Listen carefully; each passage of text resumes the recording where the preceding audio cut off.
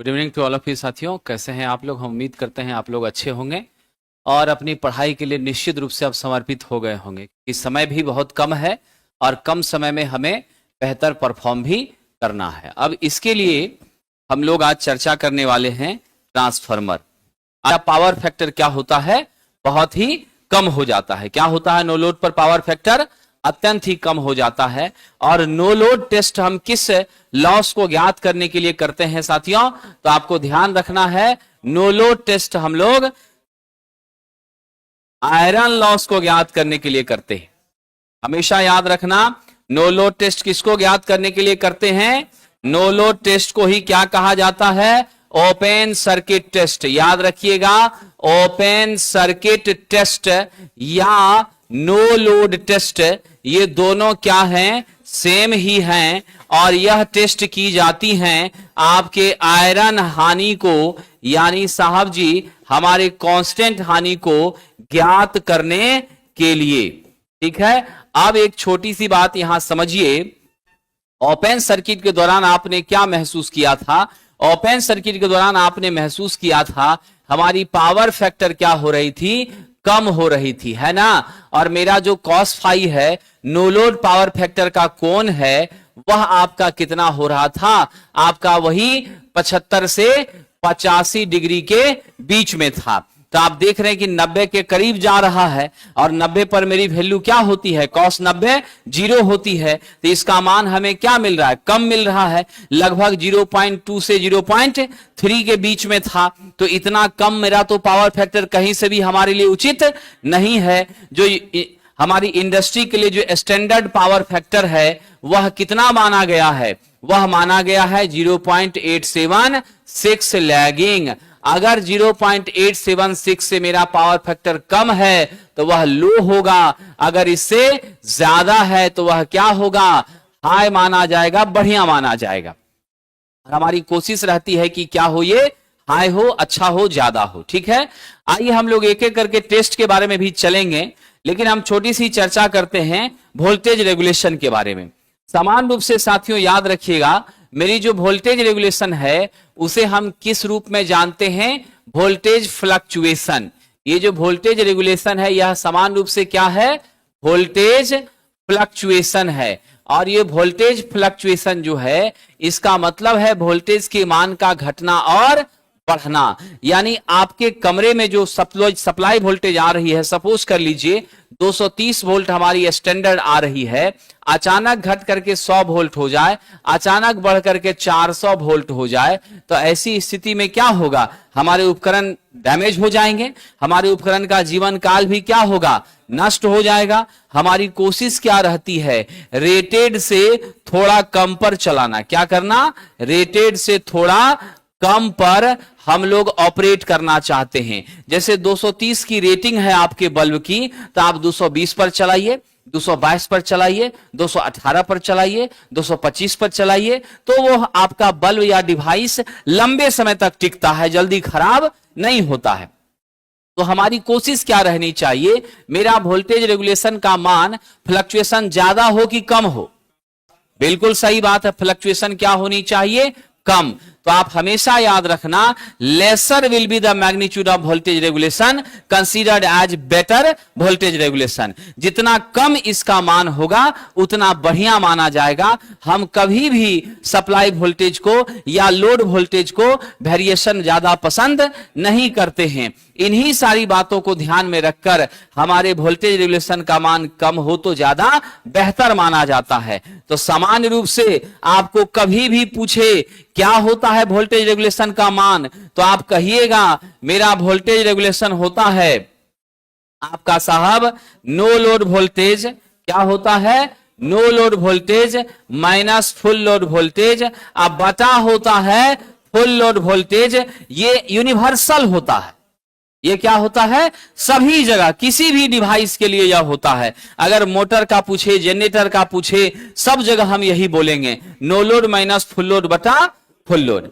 लेकिन ट्रांसफार्मर का जब चर्चा होती है तो ट्रांसफार्मर का और अन्य मशीनों में क्या फर्क है आप लोग समझ रहे हैं। हमारे ट्रांसफार्मर में फ्रिक्शन बिल्कुल भी जीरो है, हमारे ट्रांसफर की इफिशिएंसी आपके किसी भी मशीन से सबसे ज्यादा है। इसमें सिर्फ और सिर्फ क्या है, स्टैटिक पार्ट है। तो जब ट्रांसफर बिना लोड के होता है, वैसी परिस्थिति में इसका वोल्टेज रेगुलेशन अप माना जाता है। और अप के केस में हम इस मान को यदि कंसीडर करें तो मेरा जो वोल्टेज रेगुलेशन है, स्पेशली किस केस में साहब, ट्रांसफर के केस में नो लोड का वोल्टेज सेकेंडरी साइड का माइनस सेकेंडरी साइड के फुल लोड का वोल्टेज अब बटा सेकेंडरी साइड के नो लोड का वोल्टेज हो जाता है। अगर प्रतिशत में लेकर जाइएगा तो गुना आप क्या कर देंगे, 100 कर देंगे। ये मेरा होता है। और ऐसी स्थिति में मेरे वोल्टेज रेगुलेशन का मान क्या मिलता है,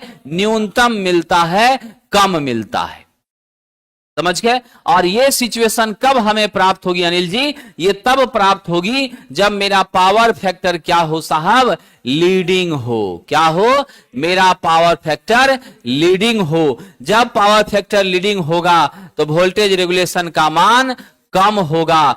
हो सकता है यह मेरी निगेटिव भी हो जाए, ऋणात्मक भी हो जाए। और जब वोल्टेज रेगुलेशन ऋणात्मक होगी तो स्पष्ट सी बात है यह क्या कहलाएगी साहब, जब यह क्या होगी, ऋणात्मक होगी, तो यह मेरी बहुत ही कम मान होगी। और कम मान होगी तो इसको हम लोग बेस्ट मानेंगे, बहुत अच्छा मानेंगे। और मेरे पावर फैक्टर जब मेरी क्या करेगी, लैगिंग होगी, यानी कम होगी। समझ गए। और लैगिंग पावर फैक्टर कब मिलता है, जब आपका इंडक्टिव लोड होता है। जब क्या होता है, आपका इंडक्टिव लोड होता है। आप जानते हैं इंडक्टिव लोड क्या है, हम लोग जो पंखा यूज किए हैं कॉइल है, हम मोटर यूज किए हैं कॉइल है। हम लोग ज्यादातर किस मशीन का यूज कर रहे हैं, इंडक्टिव का ही। कैपेसिटिव लोड हम जनरली प्रयोग कम करते हैं। तो जो हमारे घर के उपयोग में लिए जाने वाला जो उपकरण है वो सब प्रायः कैसा है, इंडक्टिव या रजिस्टिव, यही दो तरह का है। ठीक है कि नहीं। अब इंडक्टिव या रजिस्टिव है तो लोड के कारण पावर फैक्टर पर असर पड़ता ही पड़ता है। इसी वजह से विद्यार्थी साथियों ध्यान रखिएगा, जब पीएफ मेरी लैगिंग होती है के मान में होने वाला परिवर्तन है, पहला चीज। दूसरा चीज, ट्रांसफार्मर के केस में न्यूनतम वोल्टेज रेगुलेशन के मान को स्वीकार करके चलते हैं। और यहां पर वोल्टेज रेगुलेशन मेरा क्या होता है, सेकेंडरी साइड के नो लोड का वोल्टेज जो कि उच्च होगा, सेकेंडरी साइड के फुल लोड का वोल्टेज जो इससे कम होगा। साथ में हमने क्या किया, सेकेंडरी साइड का नो लोड का वोल्टेज। तो ऊपर में आपका अंतर है कम, और कम में हम ज्यादा से भाग दिए तो मेरा मान घटा कि नहीं घटा। 1/100 कर दिए तो मान कम हो जाएगा कि नहीं हो जाएगा। अब 20/100 कीजिएगा तो पहले की अपेक्षा बढ़ेगा कि नहीं बढ़ेगा, वही मामला है। और दूसरी चीज याद रखिएगा, वोल्टेज रेगुलेशन को जब हम निकालते हैं तब जो मेरे सेकेंडरी के वोल्टेज में अंतर होता है वह कौन सा अंतर होता है, बीजगणितीय अंतर होता है कि फेजर अंतर होता है, बीजगणितीय अंतर होता है। क्या होता है, 3 - 2 = 1, ये बीज गणितीय अंतर होता है। तो ये कौन सा अंतर है विद्यार्थी जी, ये हमारा बीज गणितीय अंतर है। ये भी आप ध्यान रखिएगा, ठीक है। यानी आपका अर्थमेटिकल डिफरेंस है साथियों, इसमें हमेशा कंफ्यूजन कभी मत कीजिएगा। हमारी कोशिश है कि वोल्टेज रेगुलेशन मेरा कम से कम हो। और वह कोशिश कब कामयाब होती है, जब मेरा पावर फैक्टर क्या हो जाए, लीडिंग हो जाए। और उस सिचुएशन पर क्या होता है, ऋणात्मक मिलता है। ऋणात्मक मिला मतलब बहुत कम मिला, मेरे लिए बहुत अच्छा है। और आपकी लैगिंग जब पावर फैक्टर होती है तो मेरा वोल्टेज रेगुलेशन उच्च मिलता है, जिसको हम कंसीडर नहीं करते हैं। लेकिन यह सिचुएशन हमको तब मिलेगा जब हम क्या करें साहब, हमारे ट्रांसफार्मर की लोड माइनर होती है। लेकिन नॉर्मली जो है, मैंने आपसे क्या कहा अभी, नॉर्मली कभी भी परीक्षा में क्वेश्चन पूछे, अगर सीधा कहे वोल्टेज रेगुलेशन का सूत्र निम्नलिखित में से है तो जवाब दीजिएगा no load minus full load बटा फुल लोड। अगर स्पेशल लिख दे ट्रांसफार्मर का वोल्टेज रेगुलेशन होता है तब आप उत्तर दीजिएगा no load minus full load बटा नो लोड। अगर ऑप्शन में वो वाला नहीं है तब आप यही वाला टिक लगाइएगा। ये 3 बातें माइंड में सेट कर लीजिए। इसका मान जितना कम हो उतना अच्छा माना जाएगा, समझ गए। इसका मान अधिक होता है जब पावर फैक्टर लैगिंग होती है। पावर फैक्टर लैगिंग कब होती है? जब आपका क्या हो जाए साहब? लोड हमारी इंडक्टिव हो जाए। लोड क्या हो जाए? इंडक्टिव हो जाए। अब हम लोग छोटी सी बातों को देखिए, हम सभी लोग जो हैं रुक्मिणी प्रकाशन की किताब को फॉलो कर रहे हैं, जो ठीक है, और साथ ही साथ रिवाइज भी करते रहिए और क्वेश्चन मैक्सिमम से मैक्सिमम प्रैक्टिस करिए। कल से आपका रेगुलर टेस्ट स्टार्ट हो रहा है और वह टेस्ट 10 से 11:30 के बीच में CBT 1 का 100 क्वेश्चन होगा और 11:45 से लेके 12:45 के बीच में ट्रेड का टेस्ट होगा, इलेक्ट्रीशियन का, फिटर का और डीजल मैकेनिक का। इलेक्ट्रीशियन के ट्रेड टेस्ट का डिस्कशन अगले दिन करवाया जाएगा, ठीक है। बाकी टेस्ट का आपको बेसिक साइंस इंजीनियरिंग ड्राइंग का भी डिस्कशन करवाया जाएगा। बाकी पीडीएफ सॉल्यूशन दिया जाएगा। इलेक्ट्रीशियन का पीडीएफ सॉल्यूशन नहीं दिया जाएगा, डिस्कशन में ही आपका सॉल्यूशन करवाया जाएगा। तो आप उधर से भी सॉल्यूशन करते चलिए, अब बाकी इधर आप पढ़ाई कवर करते चलिए। जो 15 चैप्टर मैंने बताया है उस 15 चैप्टर को हम लोगों को कवर करना है और 45 नंबर का लक्ष्य हम लोगों ने 75 में रखा है कि वो निश्चित रूप से हमको आना चाहिए। 28 का टारगेट हमारा नहीं है। हम मानकर चलते हैं कि 45 पर पास होंगे, उससे कम आने पर फेल हो जाएंगे। जब ये लक्ष्य हम रखेंगे तो कोई आपको पीछे चांस ही नहीं बनेगा कि 1 नंबर से छूट गया कि 0.5 से छूट गया। मेरे साथ आपको भी मेहनत करते रहना पड़ेगा। अब इस बेसिक बात को तो हम समझ गए। नॉर्मली जो है विद्यार्थी जी, सवाल यहां से ये उठ जाएगा कि नॉर्मली अगर पूछा जाए समानतः ट्रांसफार्मर का वोल्टेज रेगुलेशन होता है तो क्या कहिएगा? 3 से 4% होता। कितना होता है? 3 से 4। 5 से ज्यादा तो कभी भी स्वीकार के लायक नहीं है, 5 से कम ही रहता है। तो स्टैंडर्ड हम लोग क्या लेते हैं साहब? 3 से 4% तक हम लोग स्वीकार करते हैं। बाकी आपको तो मालूम ही है, अपने घर में वोल्टेज रेगुलेशन को एकदम जीरो करने के लिए, मिनिमम करने के लिए हम लोगों ने क्या किया है? ऑनलाइन यूपीएस का इस्तेमाल कर लिया है। किसका इस्तेमाल कर लिया है? Online UPS.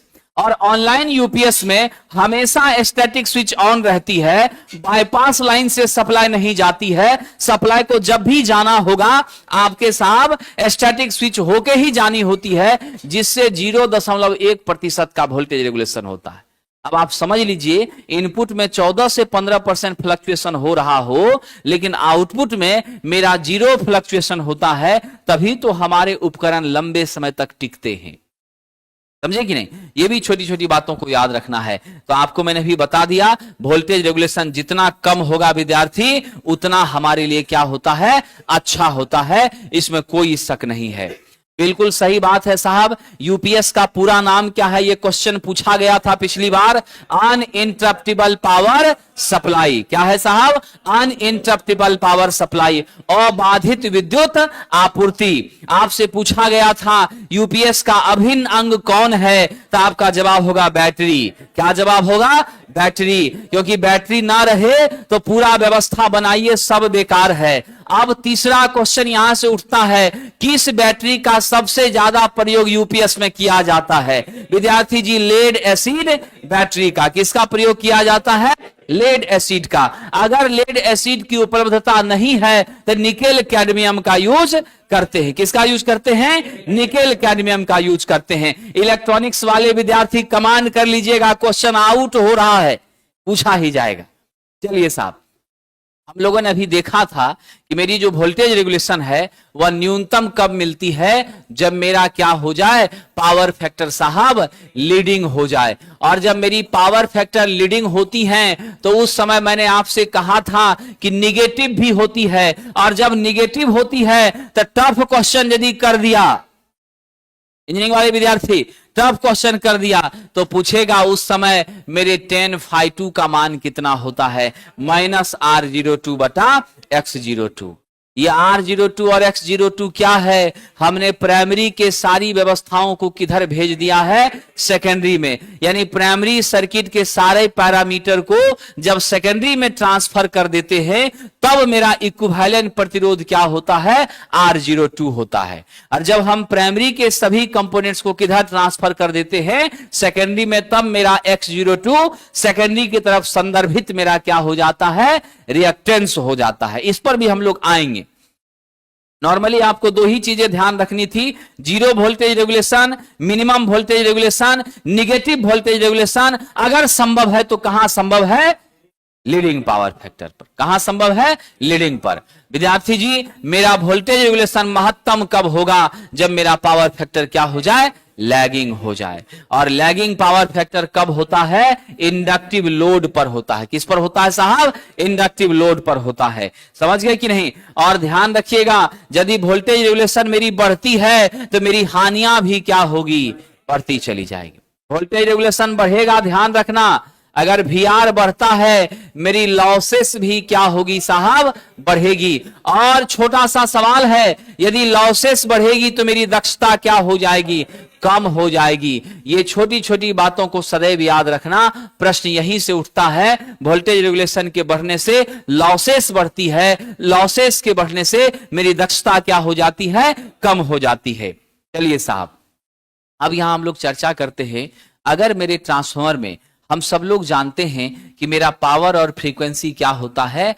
कांस्टेंट होता है। पावर और फ्रीक्वेंसी क्या होता है? कांस्टेंट होता है। लेकिन सपोज कर लीजिए ऐसी परिस्थिति आ गई जब मेरा V/F क्या हो गया? कांस्टेंट नहीं रहा। जब ये कांस्टेंट नहीं रहता है तो उस स्थिति में मेरी हिस्टैरिसीस लॉसेस जो हैं वह आवृत्ति के क्या होती है? व्युत्क्रमानुपाती हो जाती है। एक लाइन लिख लीजिए विद्यार्थी, कॉपी में अगर आपके पास जगह है तो लिख लीजिए साहब। क्या लिख लीजिए?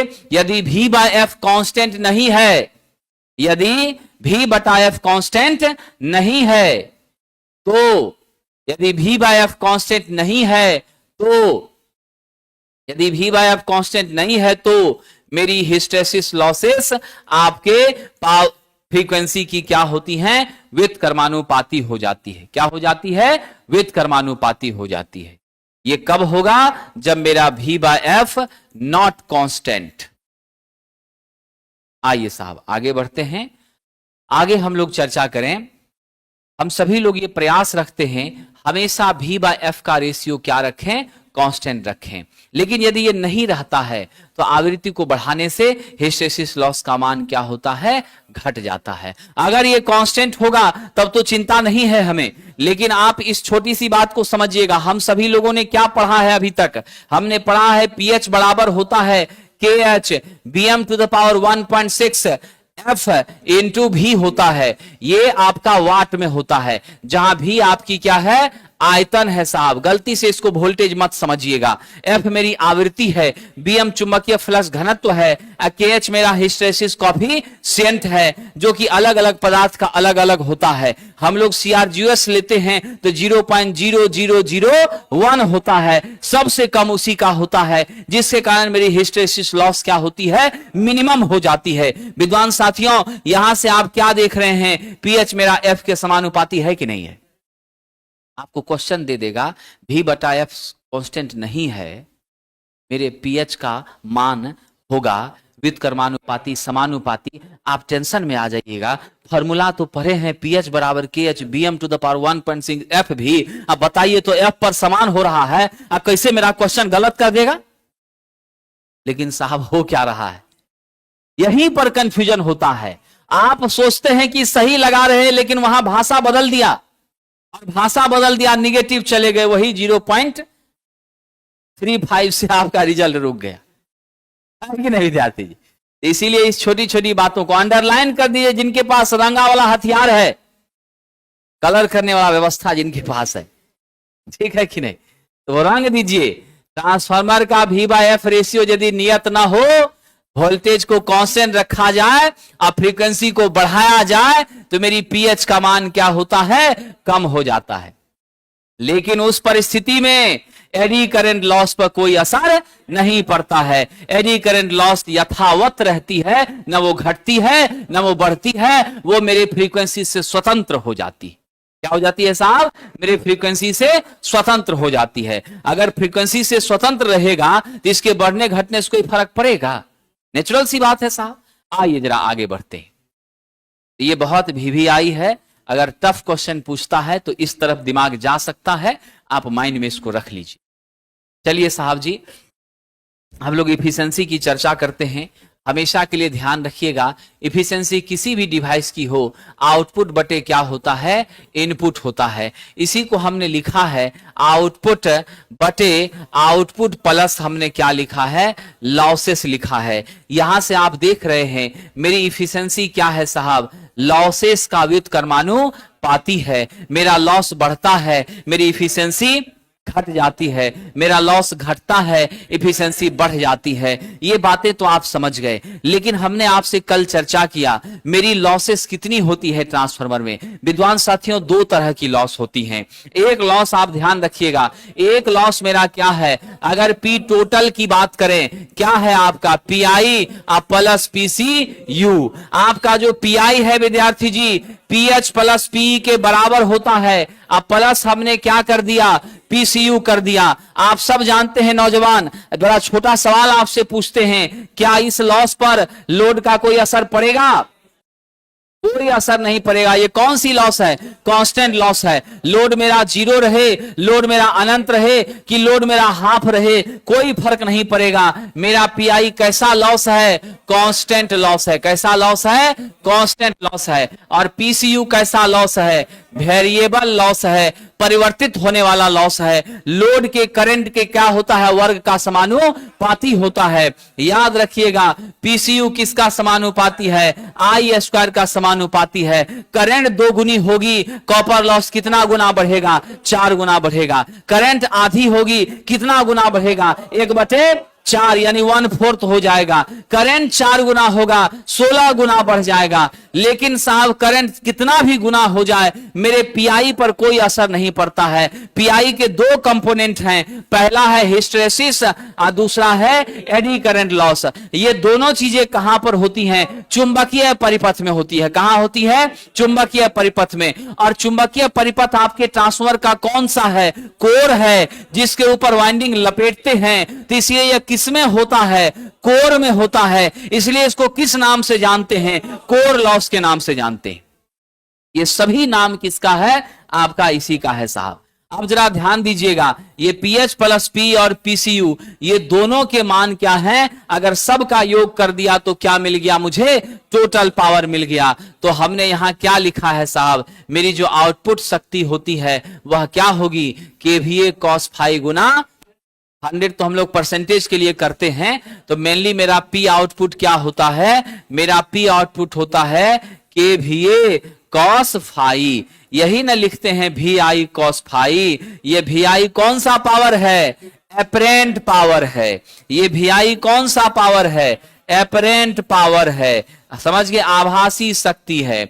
और आभासी शक्ति के साथ पावर फैक्टर को गुना कर देते हैं तो कौन शक्ति मिलती है, वास्तविक शक्ति मिलती है। विद्यार्थी जी इसको नोट कर लीजिएगा, आभासी शक्ति मैंने पढ़ाया हुआ है, बहुत सारे बच्चों को मालूम भी होगा। आभासी शक्ति गुना पावर फैक्टर बराबर क्या मिलता है, सक्रिय शक्ति। क्या मिलता है, सक्रिय शक्ति। यानी इसे आप लिखेंगे कैसे, आभासी शक्ति मेरी वी आई होती है, गुना पावर फैक्टर कॉस फाई होता है, बराबर क्या हो गया, वी आई कॉस फाई हो गया। इसी वी आई को कैसे मापते हैं, केवीए में मापते हैं, गुना कॉस फाई बराबर ये कैसे मापा जाता है, वाट में मापा जाता है। इस छोटी छोटी बातों को आप याद रख लीजिएगा। साथ ही साथ यह भी क्वेश्चन आया हुआ है, आपने तो इसको केवीए में व्यक्त किया, इधर जब आप दीजिएगा तो क्या होगा, किलोवाट। तो यानी केवीए गुना पावर फैक्टर बराबर क्या मिला हमको, किलोवाट मिला। अगर आप किलोवाट को केवीए में बदलना चाहते हैं तो क्या करना होगा, हमारे पावर फैक्टर से भाग करना होगा। तो क्वेश्चन था किलोवाट बटे खाली जगह बराबर केवीए, तो उस खाली जगह में क्या भरिएगा, पावर फैक्टर भरिएगा। तो इसको लिख लीजिए विद्यार्थी जी, बहुत ही काम का चीज है। बिल्कुल विद्यार्थी जी, धीरज बाबू ट्रेड में भी निगेटिव होता है। कितना निगेटिव, तो 1/3 होता है। सीबीटी 2 के सेक्शन ए में भी 1/3 और सीबीटी 2 के सेक्शन बी में भी 1/3 आपकी क्या होती है, निगेटिव मार्किंग होती है। यह सदैव याद रखिएगा। चलिए साहब आगे बढ़ते हैं। तो अब हम लोगों ने देखा यहां पर कि मेरी जो आउटपुट की पावर है वह क्या आ गई, केवीए कॉस फाई। तो मेरा फिर आउटपुट क्या लिखिएगा, केवीए कॉस फाई। और लॉस मेरा कौन कौन होता है, आयरन और कॉपर, तो पीआई प्लस पीसी यू कर दिया हमने। ठीक है, अब आते हैं हम सब यहां पर कि देखिए छोटी छोटी चीजें चर्चा की गई हैं। आपको पूछा गया कुल हानियां, कुल हानि आपसे पूछा गया, तो क्या हो जाएगा, कुल हानि मेरा हो जाएगा पीआई प्लस पीसी। अगर कहेगा आपसे फुल लोड पर कुल हानि, तो फुल लोड पर आपकी कुल हानि कितनी हो जाएगी, कोई चिंता की बात नहीं है, जितना दिया है उतना ही हो जाएगा। अगर आपसे हाफ लोड पे पूछता है तो पीआई तो मेरा पीआई रहेगा, लेकिन ये क्या हो जाएगा, 1/2 का स्क्वायर इंटू पीसीयू हो जाएगा। इसी को ना 1/4 पीसीयू लिखा गया है कि नहीं है। अब कहेगा 2 गुना पर, तो पीआई तो एज इट इज रहेगा, ये क्या हो जाएगा 2 का स्क्वायर इंटू पीसीयू, यही ना आपका 4 पीसीयू हो गया है कि नहीं है। और जब कहेगा नो लोड पर, तो नो लोड पर पीसीयू क्या होता है, 0 होता है। सिर्फ कौन होता है, मेरा पीआई होता है, क्योंकि नो लोड पर मेरी I2 0 हो जाती है। अब 0 का स्क्वायर इंटू R2 करिएगा तो 0 ही ना मिलेगा, तो इसीलिए इसका मान क्या हो जाता है, खत्म हो जाता है। इसलिए सदैव याद रखिएगा नो लोड पर जो मेरी टोटल लॉसेस हैं वह सिर्फ और सिर्फ किसके बराबर होती है, आयरन लॉस के बराबर होती है विद्यार्थी जी। चलिए हम लोगों ने इसको तो समझ लिया, एक छोटा प्रश्न आपको दे देते हैं। क्वेश्चन हमारा है, कह रहा है फुल लोड पर पीआई बराबर 200 वाट, ठीक है, पीसीयू बराबर 600 वाट, ठीक है। अब कह रहा है यदि अर्ध भार पर ट्रांसफार्मर का संचालन किया जाए, ट्रांसफार्मर का संचालन किया जाए तो कुल हानि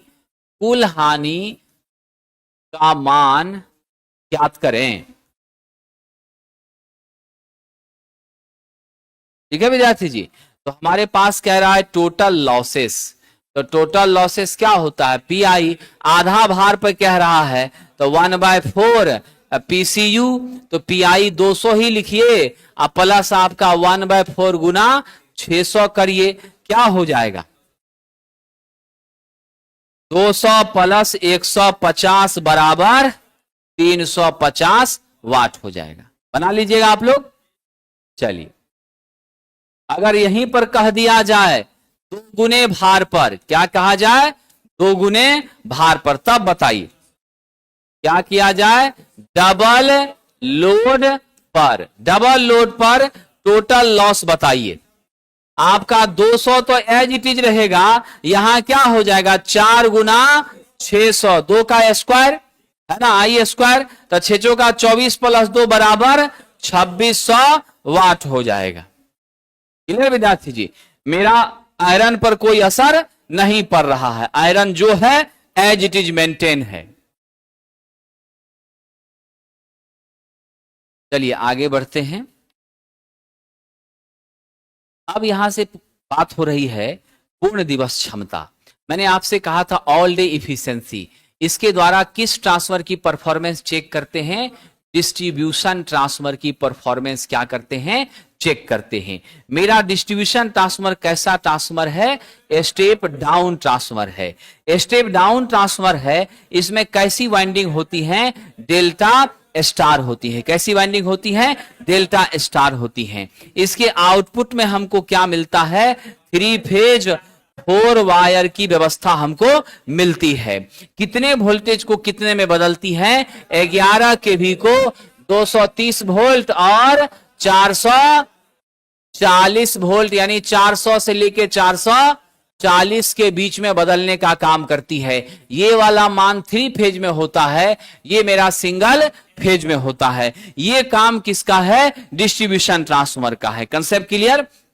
यह डिस्ट्रीब्यूशन ट्रांसफार्मर में हमेशा लोड बदलती रहती है। अभी आप क्लास करने आ गए तो अपने कमरे का बल्ब पंखा बंद करके आए हैं, तो नेचुरली लोड अभी घट गया। फिर क्लास के बाद जाइएगा तो तुरंत चालू कीजिएगा तो लोड फिर क्या होगा, बढ़ जाएगा। फिर रात में पढ़ के सोने लगिएगा तो फिर घट जाएगा। फिर सुबह जगिएगा तो फिर लोड बढ़ जाएगा। तो इसमें प्रतिक्षण प्रतिपल क्या हो रही है, लोड में परिवर्तन हो रहा। 24 घंटा लोड बदल रही है। इसीलिए इसकी परफॉर्मेंस कैसे चेक करते हैं, तो हम लोग ऑल डे इफिशिएंसी से करते हैं। और ऑल डे इफिशिएंसी को कैसे व्यक्त किया जाता है, किलोवाट आवर आउटपुट 24 घंटे में, अब बता किलोवाट आवर इनपुट 24 घंटे में। तो ये सूत्र आप ध्यान रखिएगा।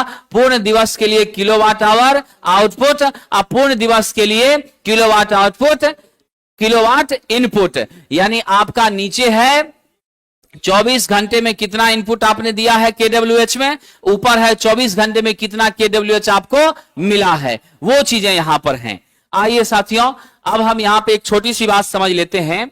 आपसे कई बार ये छोटा प्रश्न बार बार आता है, क्या कह रहा है, मेरी केवीए जो है वह किस लोड पर मैक्सिमम हमें प्राप्त होगी, यानी कौन सा मेरा लोड का भाग होगा। अब आपको तो ये बताया था मैंने पिछले दिन कि मेरा जो पावर ट्रांसफर होता है वह 75% से अधिक जब रहता है, फुल लोड के करीब रहता है, तो उसकी इफिशिएंसी क्या होती है, मैक्सिमम होती है। मेरा जो डिस्ट्रीब्यूशन ट्रांसफार्मर है जब ये 50% लोड पर होता है तो मैक्सिमम इफिशिएंसी होती है। इसी तरह अलग अलग ट्रांसफर की अलग अलग स्थिति होगी। अब वो 75 है कि 78 है कि 80 है, ये चीज तो हमको मालूम नहीं है। उस फैक्टर को हम क्या मान लेते हैं, एक्स मान लेते हैं।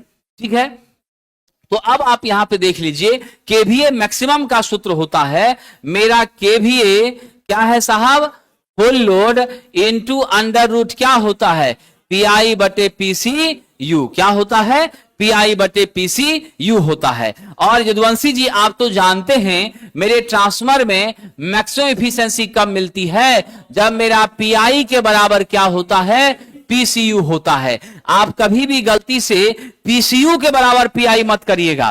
पीआई के बराबर किसको करना है, कॉपर को, क्योंकि कॉपर हमेशा ज्यादा होता है, आयरन हमेशा कम होती है। तो कॉपर से आपको क्या करना, आयरन के बराबर कीजिएगा, तब ना लॉस घटेगा। और जब लॉस घटेगा तभी आपका क्या होगा साहब, इफिशिएंसी बढ़ेगा। तो ये आपको ध्यान रखना है।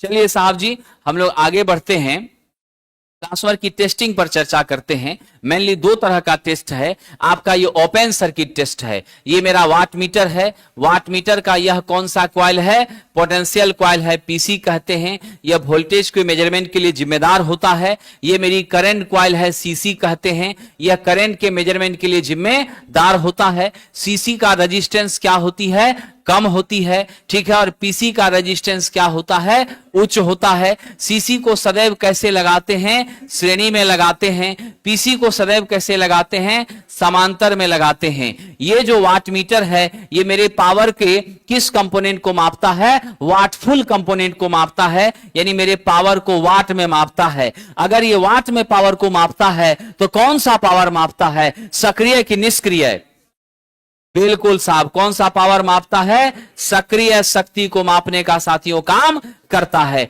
ये आप ध्यान रखिएगा। अमीटर को तो सदैव कैसे जोड़ना है, श्रेणी में। वोल्ट मीटर को सदैव कैसे जोड़ना है, पैरेलल में। अब देख लीजिए, जो प्रश्न यहां से उठता है वह ये उठता है कि टेस्टिंग के लिए सभी उपकरणों को हमने किस तरफ लगाया है, लो वोल्टेज साइड लगाया है, और हाई वोल्टेज साइड को क्या किए हैं, ओपन कर दिए हैं। जब हाई वोल्टेज साइड मेरा खुला हुआ है तो इधर मेरी I2 क्या हो गई, 0। जब I2 0 हो गई तो इस तरफ होने वाला कॉपर लॉस क्या हो गया, I2 स्क्वायर R2, यह भी क्या हो गया, 0 हो गया। अब इधर तो मेरा टर्न भी कम है, और नो लोड पर तो आप जानते हैं कि I0 का मान 2 से 5% होता है। एक तो कम टर्न, ऊपर से करंट भी कम, तो जो लॉस हो रही है इतनी कम हो रही है कि उसको हम लोग इग्नोर कर देते हैं। तो समान रूप से हम क्या मानते हैं, हम ये मानते हैं कि मेरे नो लोड के कंडीशन पे मेरी कॉपर लॉस क्या हो जाती है, शून्य हो जाती है। क्या हमको मिलता है, तो आपको मैंने कल भी चर्चा किया था, मेरा नो लोड का पावर मिलता है V1 I0 cos phi 0। यही किसके बराबर होता है, आयरन लॉस के बराबर होता है। जो नो लोड पर मेरी इनपुट पावर होती है किसके बराबर होती है, PI के बराबर होती है। कंसेप्ट क्लियर विद्यार्थी जी। एक चीज जो यहां पर मार्केबल है वो ये है कि नो लोड के केस में मैंने आज की कक्षा में शुरुआत में ही चर्चा किया था कि नो लोड के केस में हमने आपसे कहा था साहब कि इस परिस्थिति में आपका क्या होता है, नो लोड के कंडीशन पर तो हमारा पावर फैक्टर मिनिमम होता है।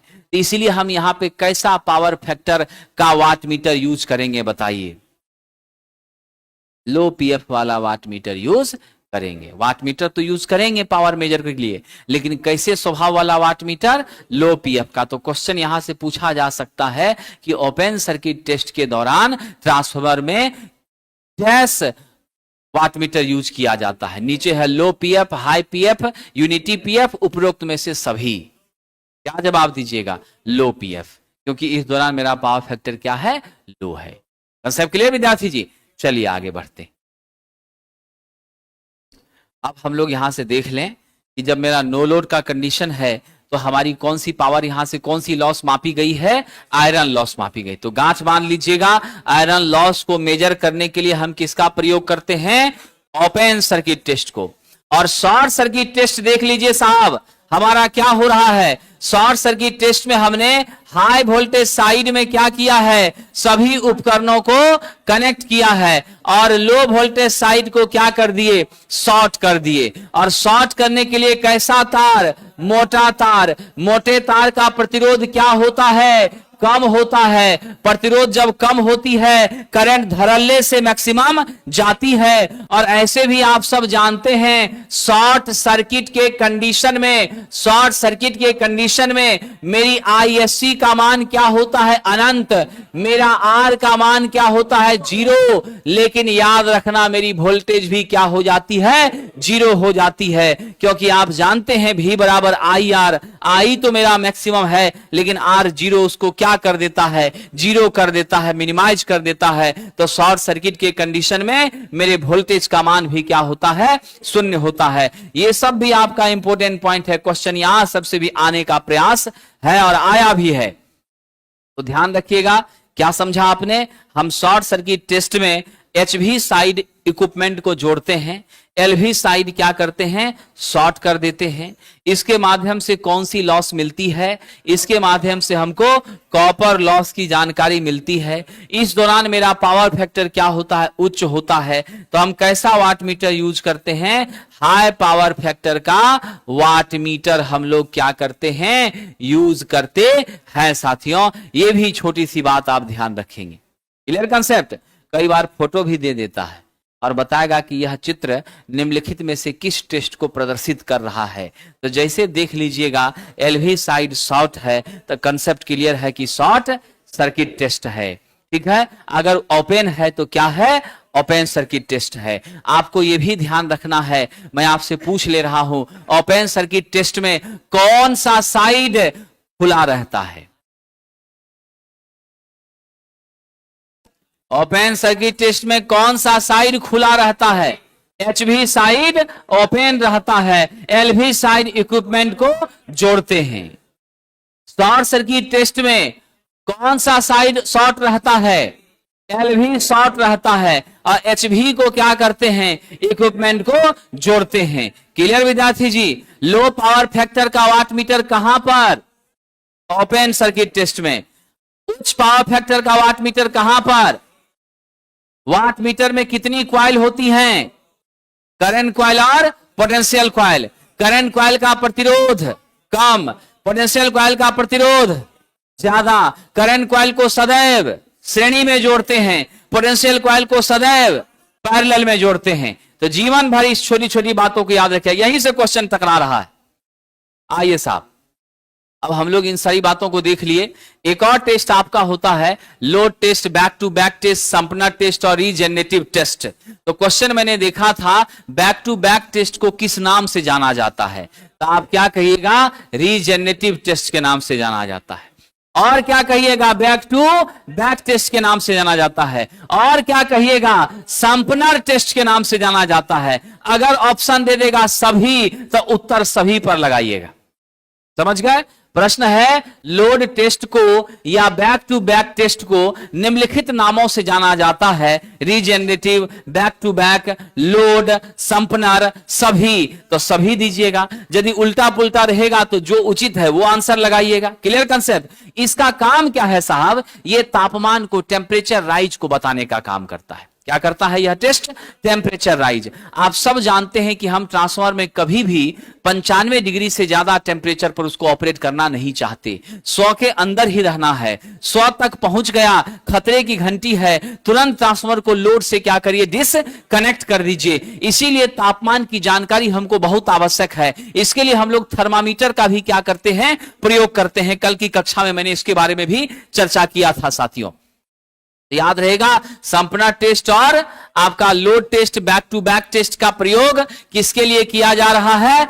बिल्कुल साहब, टेम्परेचर राइज का पता करने के लिए किया जा रहा है। और एक छोटी बात याद रखना, संपनर टेस्ट में दो समान प्रकार के, समान रेटिंग के, समान क्षमता के ट्रांसफार्मर का प्रयोग किया जाता है। और उस ट्रांसफार्मर की कोशिश रहती है कि वो आइडियल स्वभाव को क्या करे साहब, स्वीकार करे। क्या करे? आइडियल स्वभाव को स्वीकार करे। ये सदैव याद रख लीजिएगा, ठीक है? तो अगर क्वेश्चन पूछ दे संपनर टेस्ट में दो समान प्रकार के ट्रांसफार्मर का प्रयोग किया जाता है, तो आपका क्या जवाब होगा, उसका व्यवहार कैसा होता है? आइडियल। समान प्रकार का मतलब अगर ये 5 kVA है तो दूसरा भी 5 kVA का होगा, ये 10 kVA है तो दूसरा भी 10 kVA का होगा। तो यानी समान रेटिंग के दो सिंगल फेज ट्रांसफार्मर का प्रयोग हम लोग करते हैं। ये दो बातें आपको याद रखनी है। विद्यार्थी जी, अगला है मेरा ऑटो ट्रांसफार्मर।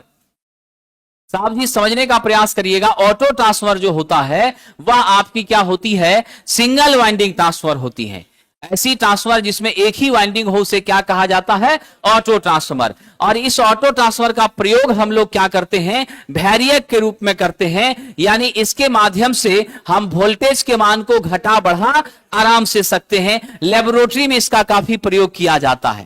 बाकी ऑटो ट्रांसफार्मर का प्रयोग हम लोग स्टार्टिंग के लिए भी करते हैं। कहां पर साथियों, याद है हमारा थ्री फेज स्क्वायरल केज, याद रखिएगा, स्क्वायरल केज इंडक्शन मोटर। कौन सा motor? Squirrel cage induction motor में आप स्टार्टर के रूप में इसका प्रयोग करते हैं। लेकिन जब इसका रेटिंग कितना होता है, 20 HP से अधिक होता है, तब हम इसका प्रयोग करते हैं। क्या होता है? 20 HP से अधिक होता है तब हम इसका प्रयोग करते हैं। VVI है साहब, याद रखना, 20 HP से अधिक रेटिंग के स्क्वायरल के इंडक्शन मोटर में किसका प्रयोग होगा?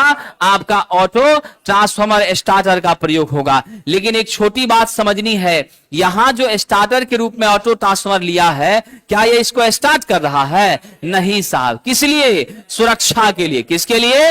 सुरक्षा के लिए। किस चीज से सुरक्षा के लिए?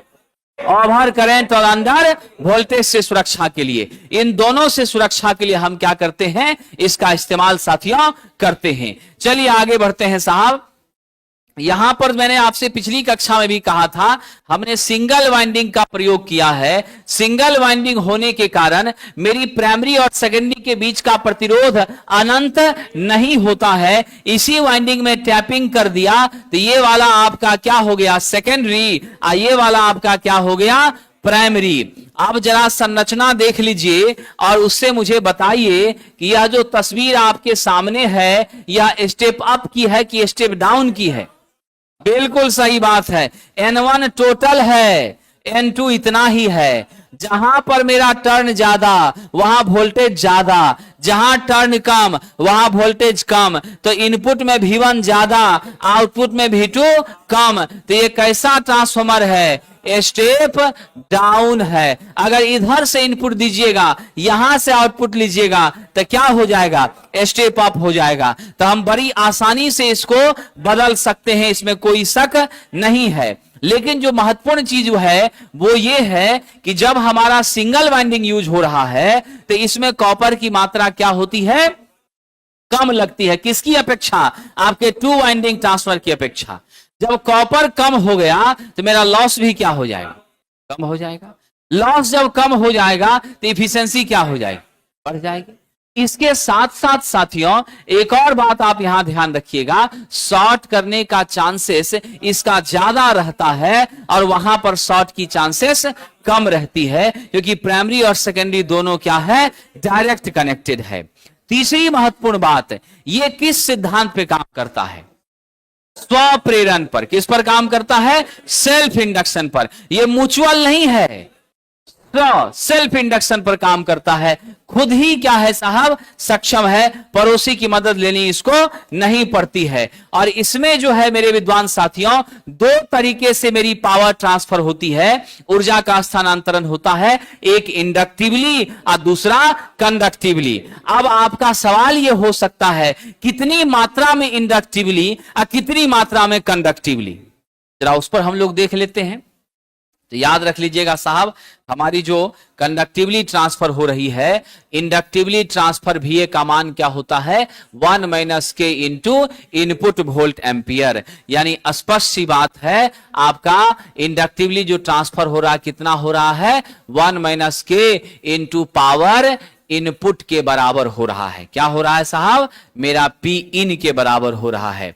तो मेरी KVA रेटिंग जितनी भी होगी इनटू क्या कर दीजिए, 1 - k, ये क्या होगा आपका इंडक्टिवली जाएगा। इसको बिल्कुल जिनके पास बुक है इस पॉइंट को हाईलाइट कर दीजिए, ये एक अच्छा हमारा क्या है पॉइंट है, यहां से क्वेश्चन की चांसेस प्रबल है। और K का मान तो आप जानते हैं ट्रांसफॉर्मेशन रेशियो होती है, K को हम क्या कहते हैं, V2/V1, N2/N1, E2/E1। अब जितना टोटल पावर है उस टोटल इनपुट में से इंडक्टिवली घटा दीजिएगा, जो बचेगा वही ना कंडक्टिवली होगा। तो मेरा टोटल इनपुट क्या है, टोटल इनपुट VA, उसमें से इंडक्टिवली घटाइए, तो VA को कैसे लिखिएगा, V1I1 माइनस आपका क्या होगा inductively V1 - V2 into I1, तो टोटल क्या होगा V2 इंटू I1। यानी हम अगर इनपुट VA की बात करें तो मेरा कंडक्टिवली कितना जाता है, यहां पर आप इसको टिक लगा लीजिएगा। कंडक्टिवली जो VA होती है वह आपका क्या होता है, K इंटू P इनपुट के बराबर होता है। और इंडक्टिवली कितना था, इंडक्टिवली कितना था, इंडक्टिवली आपका था P इनपुट इंटू 1 - k। यह दोनों पॉइंट आपका बहुत ही क्या है साहब, इंपोर्टेंट है। समझ गए।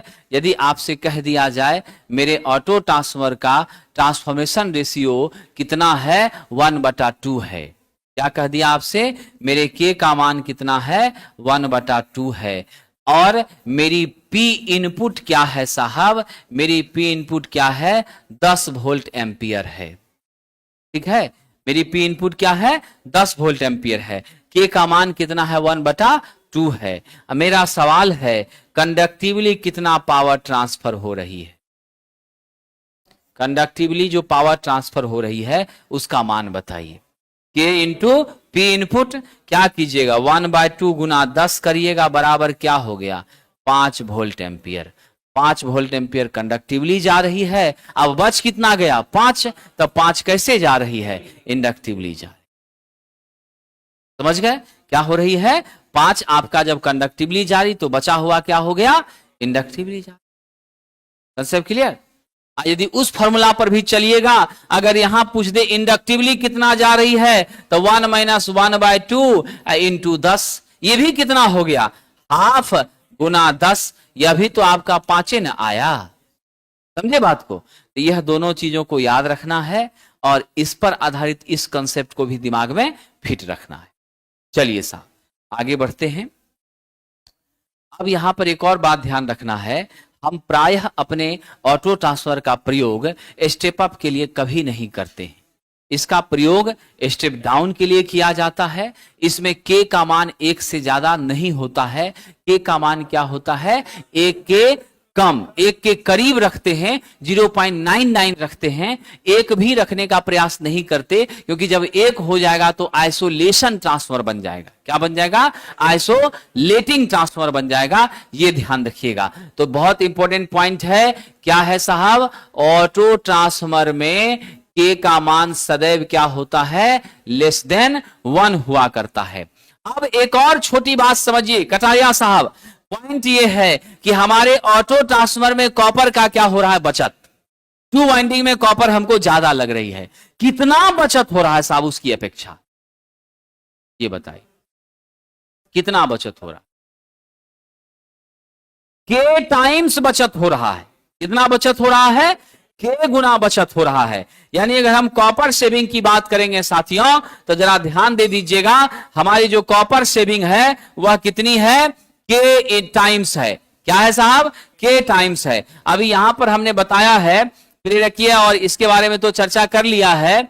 अब आप कॉपर बचत की जब बात करेंगे तो मेरे सेविंग ऑफ कॉपर क्या हो जाती है? आपका के टाइम्स हो जाती है। यानी आप यहां से ध्यान रख लीजिए, अगर आपका 1/2 हमारा क्या है साहब? के का मान है, तो मेरी कॉपर की सेविंग कितनी हो जाएगी?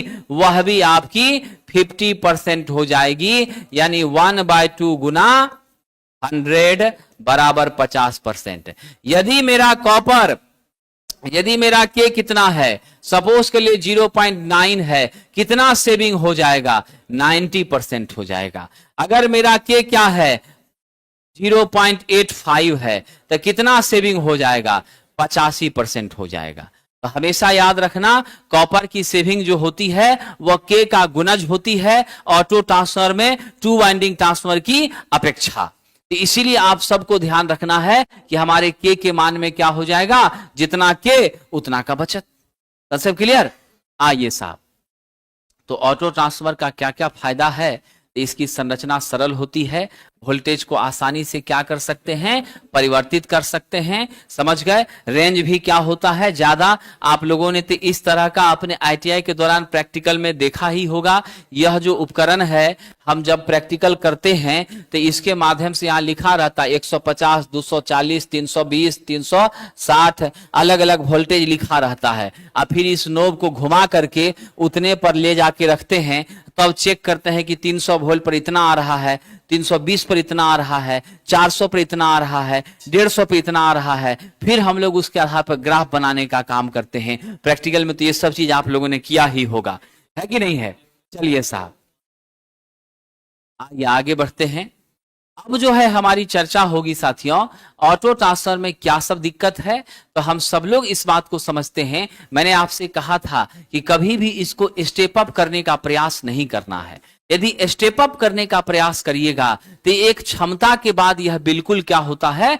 जल जाएगा, नष्ट हो जाएगा। समझ गए? तो इसीलिए मैक्सिमम हम क्या कर सकते हैं? 20% का ओवरलोड बर्दाश्त कर सकते हैं, उससे ज्यादा बिल्कुल भी नहीं तो फिर आपकी ट्रांसफार्मर समाप्त हो जाएगी। क्योंकि इसका इंपीडेंस भी क्या है? कम है।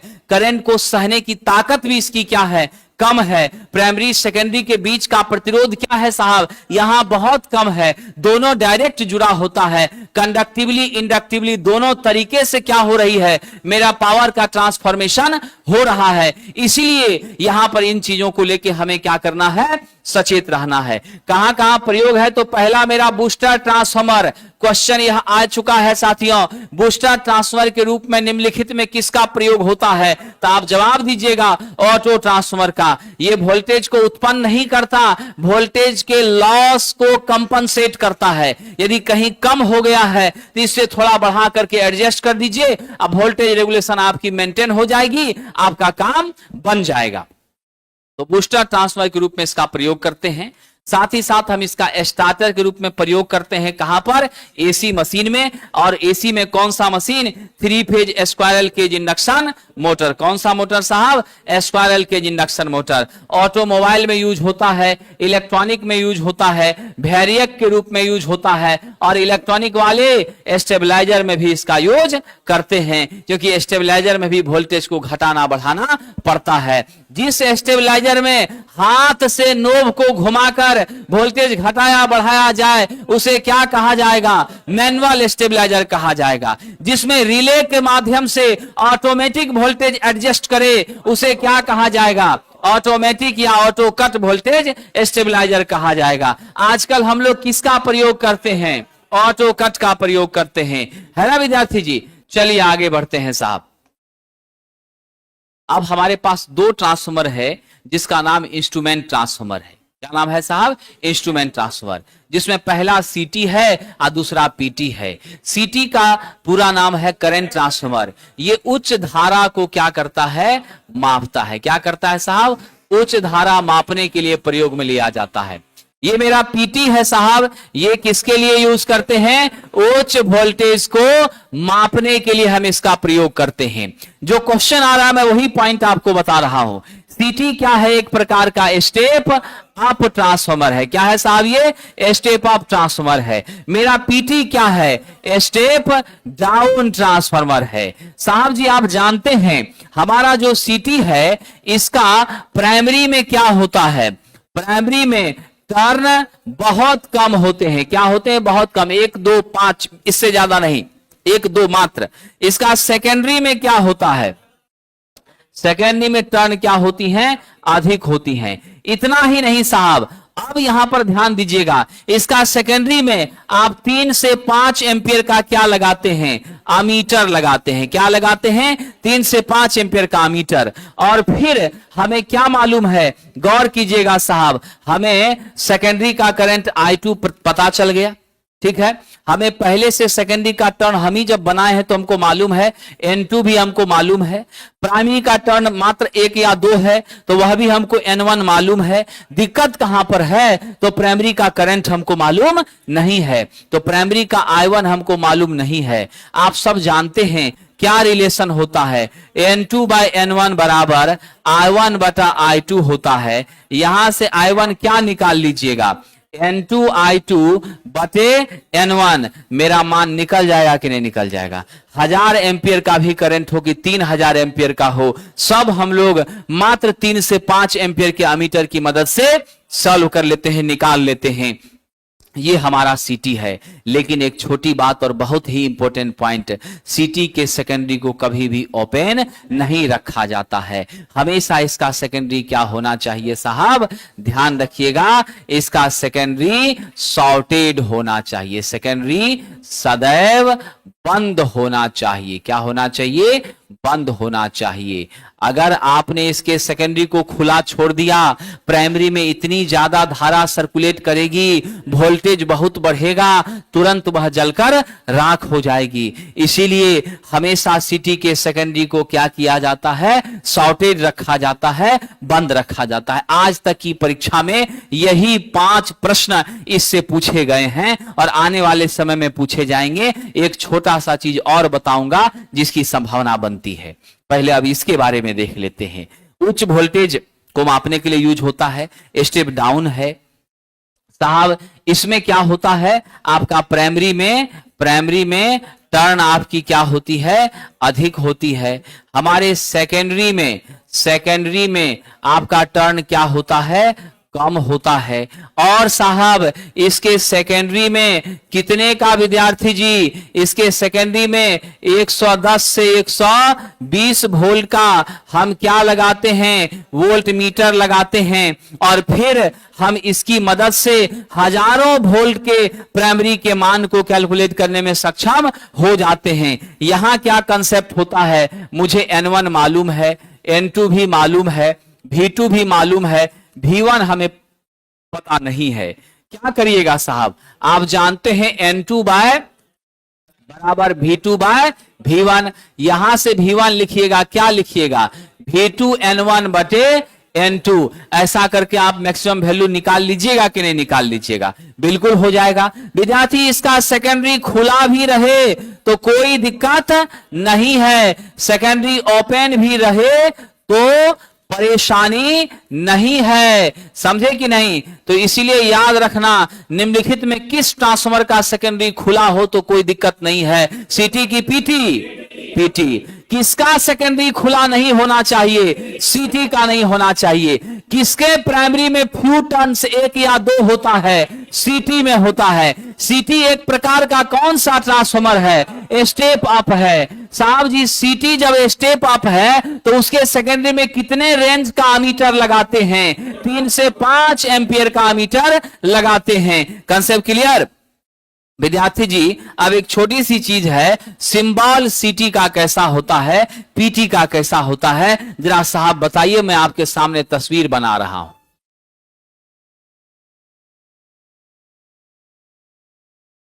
आपके सामने मैं तस्वीर बना रहा हूं। तस्वीर इस तरह की है। ये किसका सिंबल है? बढ़िया से सोच के बताइएगा, बढ़िया से सोच के बताइएगा, ठीक है?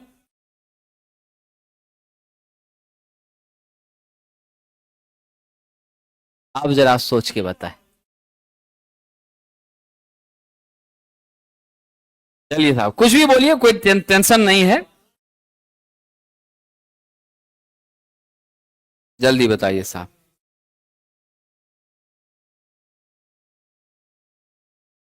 ये ऑटो नहीं है विद्यार्थी, ठीक है? ये वाला ऐसे रहे या फिगर ऐसे रहे, यह क्या है? सीटी है। यह क्या है? सीटी है, ठीक है? और ये देख रहे हैं ना, कम टर्न है, इधर क्या है? ज्यादा है। ये किसका एग्जाम्पल है? पीटी का है। किसका है? पीटी का है, पोटेंशियल ट्रांसफार्मर का है। मेरी जो ऑटो ट्रांसफार्मर होती है उसको हम इस तरीके से दिखाते हैं। यह किसका है? ऑटो ट्रांसफार्मर का सिंबल है। अगर नॉर्मल ट्रांसफार्मर का दिखाना हो तो वह क्या होता है? देख लीजिए अनिल बाबू, ये हमारा क्या है साहब? ये ध्यान दीजिएगा, अगर हम दो सर्किल को इस तरह से दिखा दें, ठीक है, दोनों सर्किल एक दूसरे को प्रतिच्छेदित करती है, तो यह क्या है मेरा? समान रूप से ट्रांसफार्मर है। विद्यार्थी, आप लोगों के पास समय है, कॉपी कलम है, तो इसको लिख लीजिए, ठीक है? इसमें से क्वेश्चन के टकराने का चांस है। ये पोटेंशियल ट्रांसफार्मर है ऊपर वाला, ये ऑटो ट्रांसफार्मर है, ये ट्रांसफार्मर है, ये सीटी है। ऐसा सिंबल हो चाहे ऐसा सिंबल हो, सीटी का क्या होता है? पीटी पोटेंशियल ट्रांसफार्मर है, तो पोटेंशियल क्या होता है? स्टेप डाउन होता है। स्टेप डाउन होता है तो उल्टा फोटो बन गया, छोटा कर लीजिए। हाँ, अब हो गया, ठीक है? घटा दीजिए एक, ठीक है? अब हो गया। अब वो दिखा रहा है कि बहुत फ्यू टर्न है, कहां पर? मेरे प्राइमरी में। चलिए साथियों, आगे बढ़ते हैं। लिख लिया आप सभी लोगों ने? तो हम लोग देख लिए हमारी सिटी में, आप देख रहे हैं कि प्राइमरी में क्या है? बहुत कम टर्न है। सेकेंडरी में टर्न आपकी क्या है? ज्यादा है। यहां पर हमने क्या लगाया है? अमीटर लगाया है। अगर देखा जाए तो इसमें क्या होती है? हाई वोल्टेज का टर्मिनल यहां पर, और हमारी पोर्सिलिन की इंसुलेटर हम यूज करते हैं, ठीक है? कहां के लिए? ये जो हमारी सीटी और पीटी है प्रायः सब स्टेशनों में देखने को आपको मिलती है। समझ गए? कहां मिलती है? सब स्टेशन वगैरह में, जनरेटिंग स्टेशन वगैरह में। और ये पोर्सिलिन का इंसुलेटर जितना ज्यादा होगा हमारी मान उतनी ज्यादा होगी, क्योंकि आप सब जानते हैं हमारी वोल्टेज के रेटिंग के आधार पर क्या होता है? इंसुलेटर की मोटाई तय की जाती है। जितना मोटा इंसुलेशन होगा मतलब वोल्टेज उतना ज्यादा है। साथियों, यहां पर छोटी सी बात समझने का प्रयास करिएगा। सीटी के प्राइमरी और सेकेंडरी के फेरों का अनुपात क्या होता है? 1:5, यानी 5 गुना होता है सेकेंडरी में, और प्राइमरी में कितना? 1 होता है। ये हम लोग लेकर चलते हैं। सीटी हमेशा सर्किट के साथ कैसे जुड़ा होगा? सीरीज में होगा। सीटी का सेकेंडरी कभी भी खुला नहीं होना चाहिए, हमेशा शॉर्टेड होना चाहिए। अगर खुला हो गया तो वह जलकर राख हो जाएगा। साथियों याद रखिएगा, एक ऐसा इंस्ट्रूमेंट जो करंट को बिना संपर्क के मापता है उसे क्या कहते हैं? टोंग टेस्टर कहते हैं, क्लैंप मीटर कहते हैं। क्या कहते हैं साहब? यह जो मेरा टोंग टेस्टर है इसी को क्लैंप मीटर कहा जाता है। बीच से तार ऐसे करके हुक को दबाइए, इसमें ऐसे फंस गया, अब फिर आपका करंट बता देगा। क्या करेगा? करंट बता देगा। बिना कंडक्टर में टच किए हुए धारा मापने वाला उपकरण का नाम क्या है साहब? हमारा आपका टोंग टेस्टर है। और टोंग टेस्टर को ही किस नाम से जानते हैं? क्लैंप मीटर के नाम से जानते हैं। समझ गए विद्यार्थी जी? चलिए आगे बढ़ते हैं। तो आप देख लिए हम लोग कैसे 100, 200, 1000 एम्पियर के रेंज तक की धारा को कैसे हम 3 से 5 एम्पियर के एमीटर से मापने में सक्षम हो जा रहे हैं। ये मेरा साहब पोटेंशियल ट्रांसफर का स्वरूप है। इसका नीचे का डिब्बा बड़ा होता है, ऊपर का छोटा रहता है। समझ गए कि नहीं? यहां पर हमने लगाया है 0 से लेकर 110 के रेंज का वोल्टमीटर, यानी कम मान का वोल्टमीटर हम लगाते हैं। इसके प्राइमरी में टर्न्स ज्यादा है, सेकेंडरी में टर्न्स क्या है? कम है। इसमें कोई शक नहीं है। इसका सेकेंडरी खुला भी रहे तो कोई दिक्कत नहीं है, इसको शॉर्ट करने की कोई मजबूरी हमारी नहीं होती है। हाँ, सुरक्षा के दृष्टिकोण से सेकेंडरी टर्मिनल को अर्थ से जरूर जोड़ देते हैं ताकि काम करने वाले व्यक्ति को झटका ना लगे। तो ये तो हमारा कर्तव्य बनता है। आप सब जानते हैं क्या होता है साहब? पहले सेफ्टी देन वर्क, ये हमारा फॉर्मूला ही होता है। और पीटी को, पोटेंशियल ट्रांसफर को सदैव कैसे जोड़ा जाता है? पैरेलल में जोड़ा जाता है। तो क्या क्या चीज आपने देख लिया? पीटी को सदैव पैरेलल में जोड़ा जाएगा, सीटी को सदैव श्रेणी में जोड़ा जाएगा। ये सारी चीजें आप सबने क्या किया? समझ लिया है। अब हम लोग चलते हैं, थोड़ी सी चर्चा करते हैं 3 फेज के बारे में। 3 फेज पर हम चर्चा करते हैं। हमारी 3 फेज की जो ट्रांसफर है उसमें 2 तरह का ही कनेक्शन हो सकता है। डेल्टा एक बनेगा स्ट्रक्चर, एक आपका क्या होगा? स्टार होगा। अब इसके बारे में थोड़ा 1 मिनट समझ लीजिए, तब हम लोग आगे बढ़ेंगे। जब हमारे पास 3 कंडक्टर हो और उसकी कॉम्बिनेशन बनानी हो, 3 फेज की बात हो, तो हम 2 ही तरीके से उसका कनेक्शन कर सकते हैं। या तो हम डेल्टा में करेंगे या नहीं तो हम कैसे करेंगे साहब? स्टार में करेंगे। स्टार में जब हम कनेक्शन करते हैं साथियों तो ध्यान रखिएगा, ये मेरा आर है, ये वाई है, ये मेरा बी है। ये हमारी उभयनिष्ठ बिंदु है। इसको क्या कहा जाता है? न्यूट्रल पॉइंट कहा जाता है। क्या कहा जाता है? न्यूट्रल पॉइंट कहा जाता है। इससे जो तार निकली है इसे न्यूट्रल तार कहा जाता है, न्यूट्रल वायर कहा जाता है। ये साहब मेरा आर है, ये वाई है और ये क्या है? बी है। ठीक है, अब यहां गौर कीजिएगा साहब, इस तरीके से मेरा चल रहा है। आप प्रायः इस तरह का देखते होंगे, है ना? इसीलिए कंफ्यूज मत होना है। ये आर है, ये वाई है और बी है, ये मेरा न्यूट्रल है। विद्यार्थी, मैं 2-3 बातें आपसे पूछ रहा हूं। क्लोज लूप कहां बन रहा है? क्लोज लूप कहां बन रहा है? डेल्टा में बन रहा है। कितना? चौथा न्यूट्रल है इसमें? नहीं है। न्यूट्रल यहां पर क्या है? नहीं है। कितना तार है? 3। कितना फेज है? 3। कहां यूज होगा? 3 फेज 3 तार प्रणाली में इसका क्या होगा? यूज होगा। ये बातें क्लियर? अब आइए साहब, इसका जो स्थिति होती है, यहां पर मेरा फेज वोल्टेज है ना और मेरी लाइन वोल्टेज दोनों आपस में क्या होती हैं? बराबर। यानी इसमें फेज वोल्टेज बराबर लाइन वोल्टेज होता है। लेकिन यहां पर फेज करंट क्या होता है? मेरे लाइन करंट का 1/√3 टाइम्स होता है। यही आप क्या लिख दीजिएगा? IL बराबर √3 I PH लिख दीजिएगा। अगर हम पावर की बात करें तो इसमें मेरा 3 फेज का पावर कितना होता है? √3 VL IL cos phi होता है। यदि हम फेज में व्यक्त करें तो 3 VPH IPH cos phi होता है। ये किसका सूत्र है साहब? शक्ति का सूत्र है। आप कंफर्म होइए, ALP में इससे ज्यादा कुछ नहीं पूछेगा, डेल्टा के बारे में पूछेगा तो। समझ गए? कोई लूप नहीं, क्लोज लूप बनता है, न्यूट्रल नहीं होती है। 3 फेज 3 तार का ही व्यवस्था हो सकता है। VL बराबर VPH होता है, IPH IL बटा √3 के बराबर होता है, IL √3 IPH के बराबर होता है। पावर का सूत्र 3 VPH IPH cos phi होती है, या नहीं तो √3 VL IL cos phi होती है। इतना को आप कंठार कीजिए, घोर के पी लीजिए, ये क्वेश्चन गारंटी है। साहब जी अब इसमें आ जाइए। स्टार में क्या देखा, उभयनिष्ठ बिंदु है, उभयनिष्ठ बिंदु से एक तार निकाला है, वो न्यूट्रल तार है। मेरे न्यूट्रल तार की मोटाई फेज तार की क्या होती है, फेज तार के मोटाई की आधी होती है। क्या होती है, फेज तार के मोटाई की आधी होती है। कंसेप्ट क्लियर विद्यार्थी जी। अब जरा समझ लीजिए, तीनों फेज के तार का क्या होता है, मोटाई समान होता है। यहां एक तार, दो तार, तीन तार मिला, तो यानी स्पष्ट है हमारी क्या होती है, इसके माध्यम से तीन फेज और चार तार प्रणाली का क्या होता है, विकास हो जाता है। क्या होता है, विकास हो जाता है।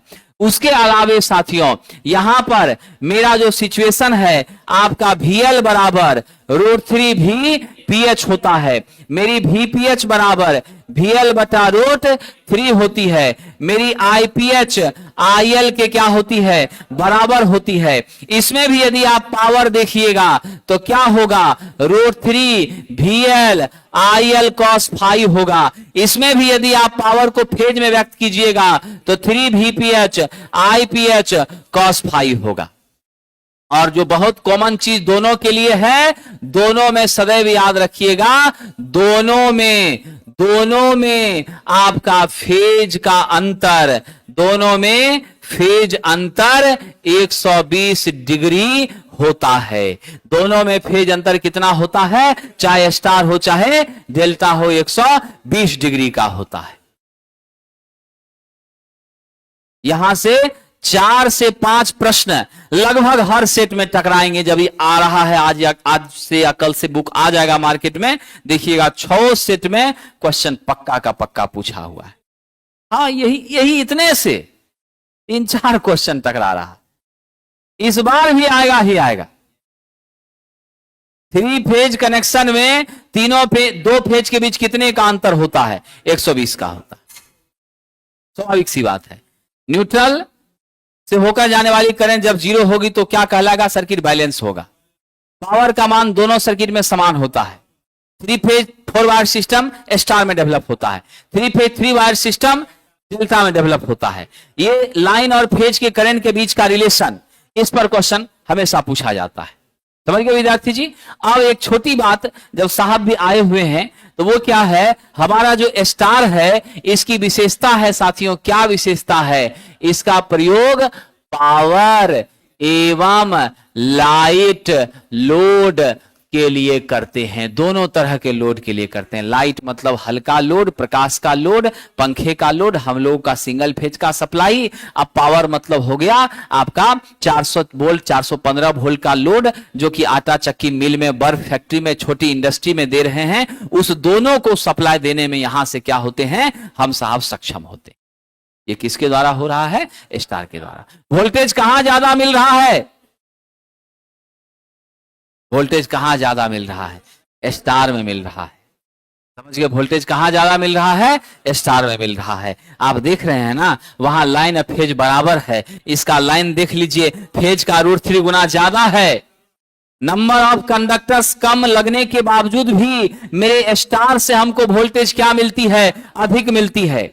और हम लाइन वोल्टेज को यानी फेज वोल्टेज को घटाना चाहते हैं तो कहां घटा पाते हैं, स्टार में। इसीलिए तो स्टार डेल्टा स्टार्टर का प्रयोग किया जाता है। आपको 3 फेज इंडक्शन मोटर में कितने रेंज के लिए साहब, 5 से 20 HP तक के लिए।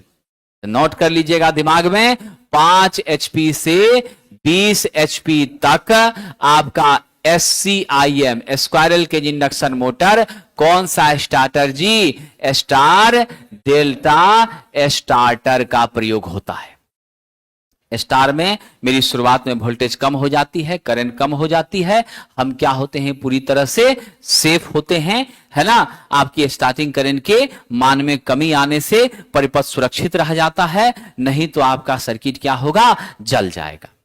सर्किट क्या होगा, जल जाएगा। क्योंकि हम लोग जब चर्चा करेंगे 3 फेज इंडक्शन मोटर का तो वहां भी इसकी हम बात करेंगे, लेकिन ध्यान रखिएगा स्टार डेल्टा का प्रयोग स्टार्टर के रूप में भी हम लोग कर रहे हैं। अब आइए छोटी सी बात समझते हैं। मेरा कनेक्शन यहां 4 प्रकार का हो सकता है।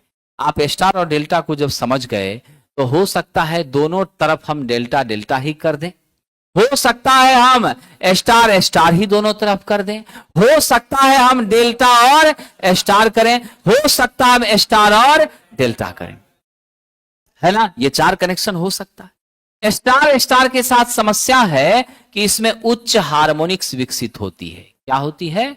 उच्च हार्मोनिक्स विकसित होती है। उससे बचने के लिए हम लोग क्या करते हैं, इस स्टार स्टार में इधर स्टार, बीच में डेल्टा और फिर स्टार, ये जो डेल्टा है इसे क्या कहा जाता है? टर्सियरी वाइंडिंग कहा जाता है। यानी 2 के बीच में जब तीसरा हम घुसा दिए और वो तीसरा दोनों का उल्टा है तो उसे क्या कहा जाता है? Tertiary winding. Concept clear? और इस टर्सरी वाइंडिंग का प्रयोग करने से मेरी हार्मोनिक्स क्या होती है? कम हो जाती है, मिनिमम हो जाती है और हमारा ट्रांसफर उपयोग के लायक हो जाता है, नहीं तो इसमें बड़ी दिक्कत आती है। और स्टार स्टार जब रहेगा, गारंटी रख लीजिए उसके न्यूट्रल को अर्थ के साथ कनेक्ट करना ही पड़ेगा, नहीं तो आपको अनबैलेंस हो जाएगी। क्या हो जाएगी साहब? अनबैलेंस हो जाएगी। और अनबैलेंस कंडीशन पर इसका इस्तेमाल करना हमारे लिए कहीं से भी उपयुक्त नहीं होता है। हमें झटका लग सकता है, हमारा जीवन नष्ट हो सकता है। ये विद्यार्थी जी, अब ये जो तस्वीर है ये किसका है? स्टार स्टार का। इसका प्रयोग करना हम लोगों ने धीरे धीरे बंद कर दिया। इसके बीच में अब क्या लगाने लगे? डेल्टा टर्सरी वाइंडिंग यूज करने लगे, फिर इसका प्रयोग करते हैं और इसके वजह से मेरे लाइन इंटरफेरेंस भी होती है। यदि इस ट्रांसफर के बगल से आप गुजार रहे हैं टेलीफोन लाइन, तो आप रेडियो में देखे होंगे, आप लोगों ने अपने जीवन काल में रेडियो देखा होगा। 2000 से पहले अगर कोई होंगे देखे होंगे, 2000 के बाद जो आए हैं तो शायद नहीं भी देखे होंगे, गूगल पर देख लीजिएगा, ठीक है। तो रेडियो जो होता है, जब मोबाइल पर कॉल आने वाला रहता था तो रेडियो उससे कुछ सेकंड पहले कर कर कर कर कर कर आवाज करता था, अब फिर देखते थे 2 सेकंड में फोन इधर आ गया। तो आपको दिमाग में ठनकता होगा कि जरूर इसी कारण से ऐसा हो रहा था। इंटरफेरेंस, आवृत्ति में कहीं न कहीं क्या हो रही है? परिवर्तन, छेड़छाड़, बाधा उत्पन्न हो रही है। वो डिस्टॉर्शन किसके कारण होता है? स्टार स्टार के कारण होता है, ठीक है। तो इसीलिए हमारी जो थर्ड हार्मोनिक वेव है उसका यहां पर विकास हो रहा है। इसलिए करके हम लोग क्या करते हैं साहब? इसका प्रयोग कम करते हैं, लेकिन अब इसका प्रयोग करते हैं तो टर्सरी वाइंडिंग के साथ करते हैं। और यदि प्रयोग होता भी है तो वोल्टेज को बढ़ाने के लिए होता है। इसके लिए होता है साहब? वोल्टेज बढ़ाने के लिए। ये मेरा डेल्टा डेल्टा है, इसमें कोई हार्मोनिक्स नहीं आती है, पूरी तरह से क्या होता है? शांत, एकदम अस्थिर रहता है, नॉर्मल रहता है साथियों। और इसके प्राइमरी भी डेल्टा में, सेकेंडरी भी डेल्टा में। और यह भी छोटी बात याद रखना, अगर दोनों स्टार स्टार है, दोनों डेल्टा डेल्टा है, तो दोनों के बीच हमारा फेज डिफरेंस कितना है? बिल्कुल साथियों, फेज डिफरेंस 0 का है। प्राइमरी सेकेंडरी कनेक्शन के वाइंडिंग के बीच कितने का? 0। आपस में 120 है। इसके तीनों फेज जो रेड येलो ब्लू हैं उस दोनों में 120 है। लेकिन यदि ये स्टार स्टार कनेक्शन है तो मेरा प्राइमरी और मेरा सेकेंडरी, इसके सापेक्ष अगर पूछा जाए तो दोनों वाइंडिंग में कितना फेज अंतर है? 0 है। दोनों सेम का सेम है। इसीलिए साहब अब चलिए हम लोग जरा आगे बढ़ जाएं साहब। डेल्टा डेल्टा से तो हम लोगों को 3 फेज 3 वायर ही मिलेगा, है ना। अब अगला आपका है स्टार डेल्टा। ये स्टार डेल्टा का प्रयोग हम लोग वोल्टेज को स्टेप डाउन करने के लिए करते हैं। इसलिए करते हैं, डाउन करने के लिए करते हैं। और जैसे ही बात हो जाएगी स्टार डेल्टा की, तो इसमें फेज का अंतर कितना होता है? 30 डिग्री का होता है। कितना होता है? 30 डिग्री का होता है। विद्यार्थी जी अब आगे बढ़िए। हमारा है डेल्टा स्टार। ये वो ट्रांसफर है जिसका प्रयोग विशेष रूप से स्टेप अप के लिए होता है। ये बनाया स्टेप अप के लिए गया है, लेकिन इसका स्पेशल यूज कहां है साहब? इसका स्पेशल यूज हम लोग करते हैं अपने डिस्ट्रीब्यूशन ट्रांसफार्मर में, जो कि मुखिया जी सरपंच साहब के दरवाजे पर लगा हुआ रहता है। गली मोहल्ले में, चौक चौराहे पर आप देखते हैं, जिसके द्वारा हम क्या किया? एक न्यूट्रल एक फेज से कनेक्शन ले लेते हैं। मेरे घर में जो सप्लाई आती है साहब, वह आपकी 230 वोल्ट एसी सिंगल फेज की, वह इसी के माध्यम से प्राप्त होती है। समझ गए? इसीलिए इसको क्या कहते हैं, डिस्ट्रीब्यूशन। तो डिस्ट्रीब्यूशन में जब इसका यूज करते हैं तो स्टेप डाउन के रूप में होता है। डिस्ट्रीब्यूशन में क्या होता है, स्टेप डाउन के रूप में होता है। और स्टेप अप के रूप में जो होता है तो वह जेनरेटिंग स्टेशन पर साहब हमारा क्या होता है, प्रयोग में लिया जाता है। तो याद रखिएगा साहब, जब कभी भी हम इसका इस्तेमाल करेंगे तो न्यूट्रल को सदैव अर्थ से क्या करना है, इसके कॉमन पॉइंट को, उभयनिष्ठ बिंदु को सदैव अर्थ के साथ हम लोगों को जोड़ना है। और यहां पर एरर हो, गड़बड़ी हो तो आजकल तो बहुत व्यवस्था हमारे पास है, हम लोग रिले वगैरह का यूज कर लेते हैं, तुरंत हमको इंडिकेशन मिल जाता है और जहां कोई परेशानी उसको हम लोग एडजस्ट करने में सक्षम हो जाते हैं। तो इसमें भी कितने का अंतर है, 30 डिग्री का। डेल्टा स्टार में कितने का अंतर है, 30 का। समझ गए विद्यार्थी जी? तो इस तरह से अब ये आपका इंटर स्टार इंटर डेल्टा है। तो ये इंटर स्टार का मतलब क्या है, इधर तो मेरा स्टार है लेकिन इधर आपकी क्या है, स्टार के साथ फिर हमने क्या किया, डबल स्टार। तो स्टार के साथ डबल स्टार यानी स्टार में स्टार, इसीलिए इसको स्टार इंटर स्टार। इस तरह का कनेक्शन पर्वतीय क्षेत्रों में किया जाता है।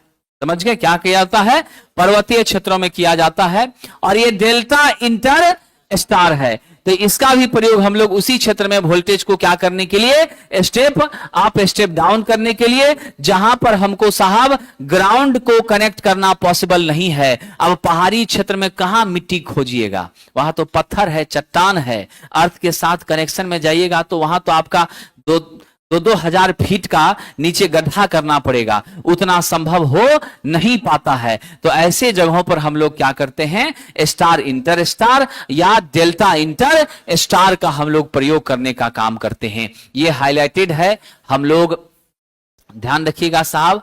हमने क्या किया, डेल्टा डेल्टा कनेक्शन था, एक मेरा फेज क्या हो गया, गड़बड़ हो गया, एक वाइंडिंग मेरी डैमेज कर गई।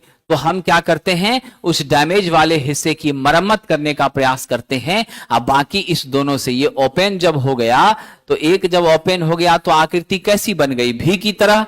तो इसी को कहा जाता है ओपन डेल्टा, या इसी को क्या कहते हैं, V2V कनेक्शन कहते हैं। और V2V कनेक्शन में हम लोग 57.7% लोड को मैनेज कर पाते हैं, यानी आपका बोलचाल की भाषा में 58% को, ठीक है। लेकिन ये फैसिलिटी स्टार में नहीं मिल पाती है, ये सिर्फ कहां मिलती है, हमको डेल्टा में मिलती है। आइए विद्यार्थी जी आगे बढ़ते हैं। अब हमारी चर्चा है साहब, ये टर्सरी वाइंडिंग आपने देखा, 2 स्टार के बीच में एक क्या है, आपका डेल्टा है, और ये हार्मोनिक्स को क्या कर रहा है, कम कर रहा है। आपसे एक छोटा प्रश्न ये उठ सकता है, यदि हम स्टार के न्यूट्रल को अर्थ से नहीं जोड़ते हैं तो क्या होता है। वैसी स्थिति में मेरी न्यूट्रल की पॉइंट क्या होती है, परिवर्तित होती रहती है, मेरा सर्किट असंतुलित हो जाएगा, जिससे हमें नुकसान होगा। इससे बचने के लिए, न्यूट्रल पॉइंट को अस्थिर करने के लिए हमें निश्चित रूप से क्या करना चाहिए, अर्थ के साथ इसका कनेक्शन करना चाहिए, ठीक है। और ये बीच में जो डेल्टा दे दिया तो उससे क्या हो गया, इस टर्सरी में बीच में जो डेल्टा दे दिया, इससे मेरी हार्मोनिक्स क्या हो गई, डिस्टॉर्शंस, ये आपकी खत्म हो गई, जीरो हो गई। अब ये प्रयोग के लायक जो है हमारे लिए हो गया, किसी तरह का नुकसान हमें अब नहीं होगा, हम जरूरत के हिसाब से लोड को सप्लाई देने में सक्षम हो जाएंगे। ये चीजें यहां से हैं। चलिए साहब आगे बढ़ते हैं। अब आपका एस्कॉट या T2T कनेक्शन है। ये एस्कॉट या T2T कनेक्शन जो है 3 फेज को 2 फेज में बदलने के लिए किया जाता है, या 2 फेज को 3 फेज में बदलने के लिए किया जाता है। आप देखिए यहां पर मेरे इनपुट में क्या है साहब, 3 फेज की सप्लाई है, और इधर आपने क्या किया है, 2 फेज का एसी मिला, 2 फेज का एसी मिला। ये जो वर्टिकल है इसको क्या कहते हैं, टीजर ट्रांसफर कहते हैं, और जो हॉरिजॉन्टल इसको क्या कहते हैं, मेन ट्रांसफर कहते हैं। क्या कहते हैं साहब, मेन ट्रांसफर कहते हैं। तो ध्यान रख लीजिएगा, हमारी क्या होती हैं, जो वर्टिकल है वो कौन सा है, टीजर, और जो हॉरिजॉन्टल है वो क्या है, मेन ट्रांसफर है। समझ गए कि नहीं। तो ये वाला मेरा क्या है, यह मेरा टीजर ट्रांसफार्मर है और ये मेरी क्या है, मेन ट्रांसफार्मर है। मेन में वाइंडिंग को कितने पर हमने साहब जी यहां पर किया है टैपिंग, 50% पर। और टीजर में कितने पे, 86.6% पर। कितने पर, 86.6 पर। तो एएलपी में जो प्रश्न आएगा वो यही प्रश्न आएगा कि टीजर ट्रांसफार्मर या मेन ट्रांसफार्मर किसको कहते हैं। पहला ये हो सकता है एस्कॉट कनेक्शन या T2T कनेक्शन में। एक क्वेश्चन था कि T2T कनेक्शन को किस नाम से जाना जाता है, तो एस्कॉट कनेक्शन के नाम से। दूसरा क्वेश्चन है टीजर ट्रांसफार्मर, मतलब आपका क्वेश्चन है कि T2T कनेक्शन में ऊर्ध्वाधर स्ट्रक्चर में जो ट्रांसफर होती है क्या कहते हैं, टीजर। हॉरिजॉन्टल जो होती है उसको क्या कहते हैं, मेन कहते हैं। तीसरा क्वेश्चन यहां से उठ सकता है कि टीजर ट्रांसफर का मतलब टीटी कनेक्शन का प्रयोग किया जाता है 3 फेज को 2 फेज में बदलने के लिए। और इस तरह का काम हम लोग भट्टियों में किया करते हैं। भट्टियों को गर्म करने के लिए, चलाने के लिए 2 फेज की सप्लाई हो उसको 3 फेज में बदलना है तब भी यूज कीजिएगा, या 3 फेज को 2 में बदलना है तब भी यूज कीजिएगा। कौन सा कनेक्शन साहब, T2T कनेक्शन या एस्कॉट कनेक्शन। Concept clear. चलिए साहब अब हम लोग यहां देखते हैं ट्रांसफर का पैरेलल ऑपरेशन। पैरेलल ऑपरेशन इसलिए किया जाता है, एक ट्रांसफर हमारे पास मान लीजिए डैमेज हो गया, ठीक है, और एक ही से हम काम चला रहे थे, तो क्या होगा, अंधेरा छा जाएगा। फिर सब आदमी मिलकर कुछ पैसा इकट्ठा कीजिएगा, तो जब 40-50 हजार होगा तो घूस जाके दीजिएगा, तब भी ट्रांसफर लगेगा, है कि नहीं है। तो अगर हमारे पास 2 ट्रांसफर है, हम उसको पैरेलल ऑपरेट करते हैं, तो एक डैमेज हो गया तो एक से मेरा काम चल रहा है, अंधेरा नहीं छाएगा, मतलब स्पष्ट है कि कंटिन्यूटी ऑफ सप्लाई मेंटेन रहेगी। पहली चीज है। दूसरी चीज है कि अचानक डिमांड लोड का बढ़ गया, कंज्यूमर की रिक्वायरमेंट बढ़ गई। अब देख लीजिए 15 दिन बाद कितनी ज्यादा बिजली की जरूरत होगी, 1 मिनट बिना पंखा के आप रह नहीं पाएंगे, है कि नहीं है। तो उस समय डिमांड बढ़ जाएगी। अब डिमांड जब बढ़ेगी, अकेला ट्रांसफार्मर निर्धारित लोड 50 केवीए का है, 11 केवीए का है, सपोज के लिए, या 100 केवीए का है, और हमारी डिमांड बढ़ गई साहब 160 केवीए, क्या कीजिएगा। दूसरा रहेगा तो आप मैनेज कर लीजिएगा, लोड का एडजस्टमेंट कर लीजिएगा, है कि नहीं है। तो मतलब एक सीधा सा सवाल यहां आता है कि ट्रांसफार्मर का समांतर संयोजन किया जाता है, तो उसका सीधा उत्तर दीजिएगा विश्वसनीयता को बढ़ाने के लिए। और विश्वसनीयता बढ़ाने का मतलब है कि हमारी बिना किसी बाधा के आपूर्ति सदैव प्राप्त होती रहे। लोड जब बढ़ जाए तो उस लोड को हम सेटलमेंट कर लें, लोड की आपूर्ति को पूरा कर लें। किसी भी परिस्थिति में कंज्यूमर जो है बिना बिजली के ना रह पाए, वैसी व्यवस्था हम लोग उसको मैनेज करें कि सदैव उसको सप्लाई मिलती रहे। अब पैरेलल जब हम कर रहे हैं तो क्या जैसे मन वैसे कर देंगे, कुछ कंडीशन का पालन करना पड़ता है। क्या कंडीशन है साहब, ये मेरा ट्रांसफार्मर ए है, ये मेरा ट्रांसफार्मर बी है, पोलैरिटी मस्ट बी सेम।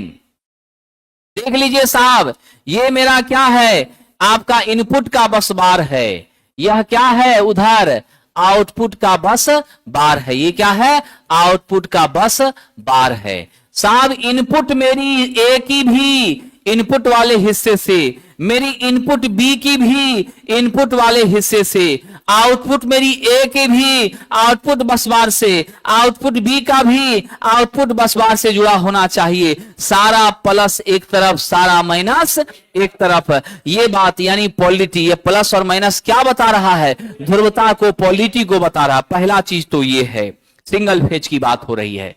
ध्यान रखिएगा, क्यों कर रहे थे, तो सब स्टेशन की क्षमता बढ़ाने के लिए, लोड की आपूर्ति को सप्लाई बढ़ाने के लिए, एडजस्ट करने के लिए, विश्वसनीयता को बरकरार रखने के लिए, बाधा रहित सप्लाई को मेंटेन करने के लिए। तो 2 शर्त है जो कि अत्यंत आवश्यक है।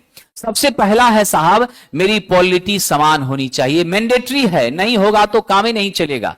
ITI होना चाहिए तभी ALP का फॉर्म भर सकते हैं, नहीं तो संभव नहीं है कि नहीं है। तो इसीलिए ITI होना तो मैंडेटरी है, पहला चीज।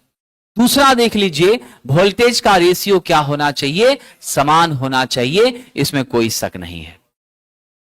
वांछित शर्तों में क्या है हमारी, मेरा आपका इंपिडेंस और रेजिस्टेंस का रेशियो, रिएक्टेंस और रेजिस्टेंस का रेशियो क्या होनी चाहिए, समान होनी चाहिए। ठीक है, और हमारे लोड के सापेक्ष इंटरनल इंपीडेंस भी क्या हो, समान हो, पावर फैक्टर समान हो, बहुत अच्छा माना जाएगा। तो ये दोनों नहीं भी है तो ठीक है, लेकिन अगर है तो बहुत अच्छा है, लेकिन इसका होना क्या है, अत्यंत आवश्यक है।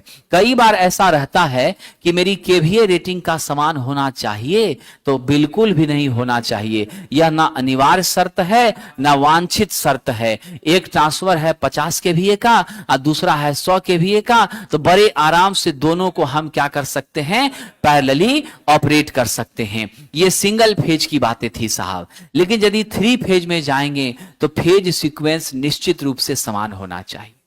मेरी आवृत्ति भी समान होनी चाहिए, पोलैरिटी तो होनी ही चाहिए। यानी 3 फेज में देख लीजिए साहब, मेरा क्या होता है, जो प्राइमरी और सेकेंडरी के बीच का फेज अंतर होता है वह निश्चित रूप से क्या होना चाहिए, समान 120 120 120।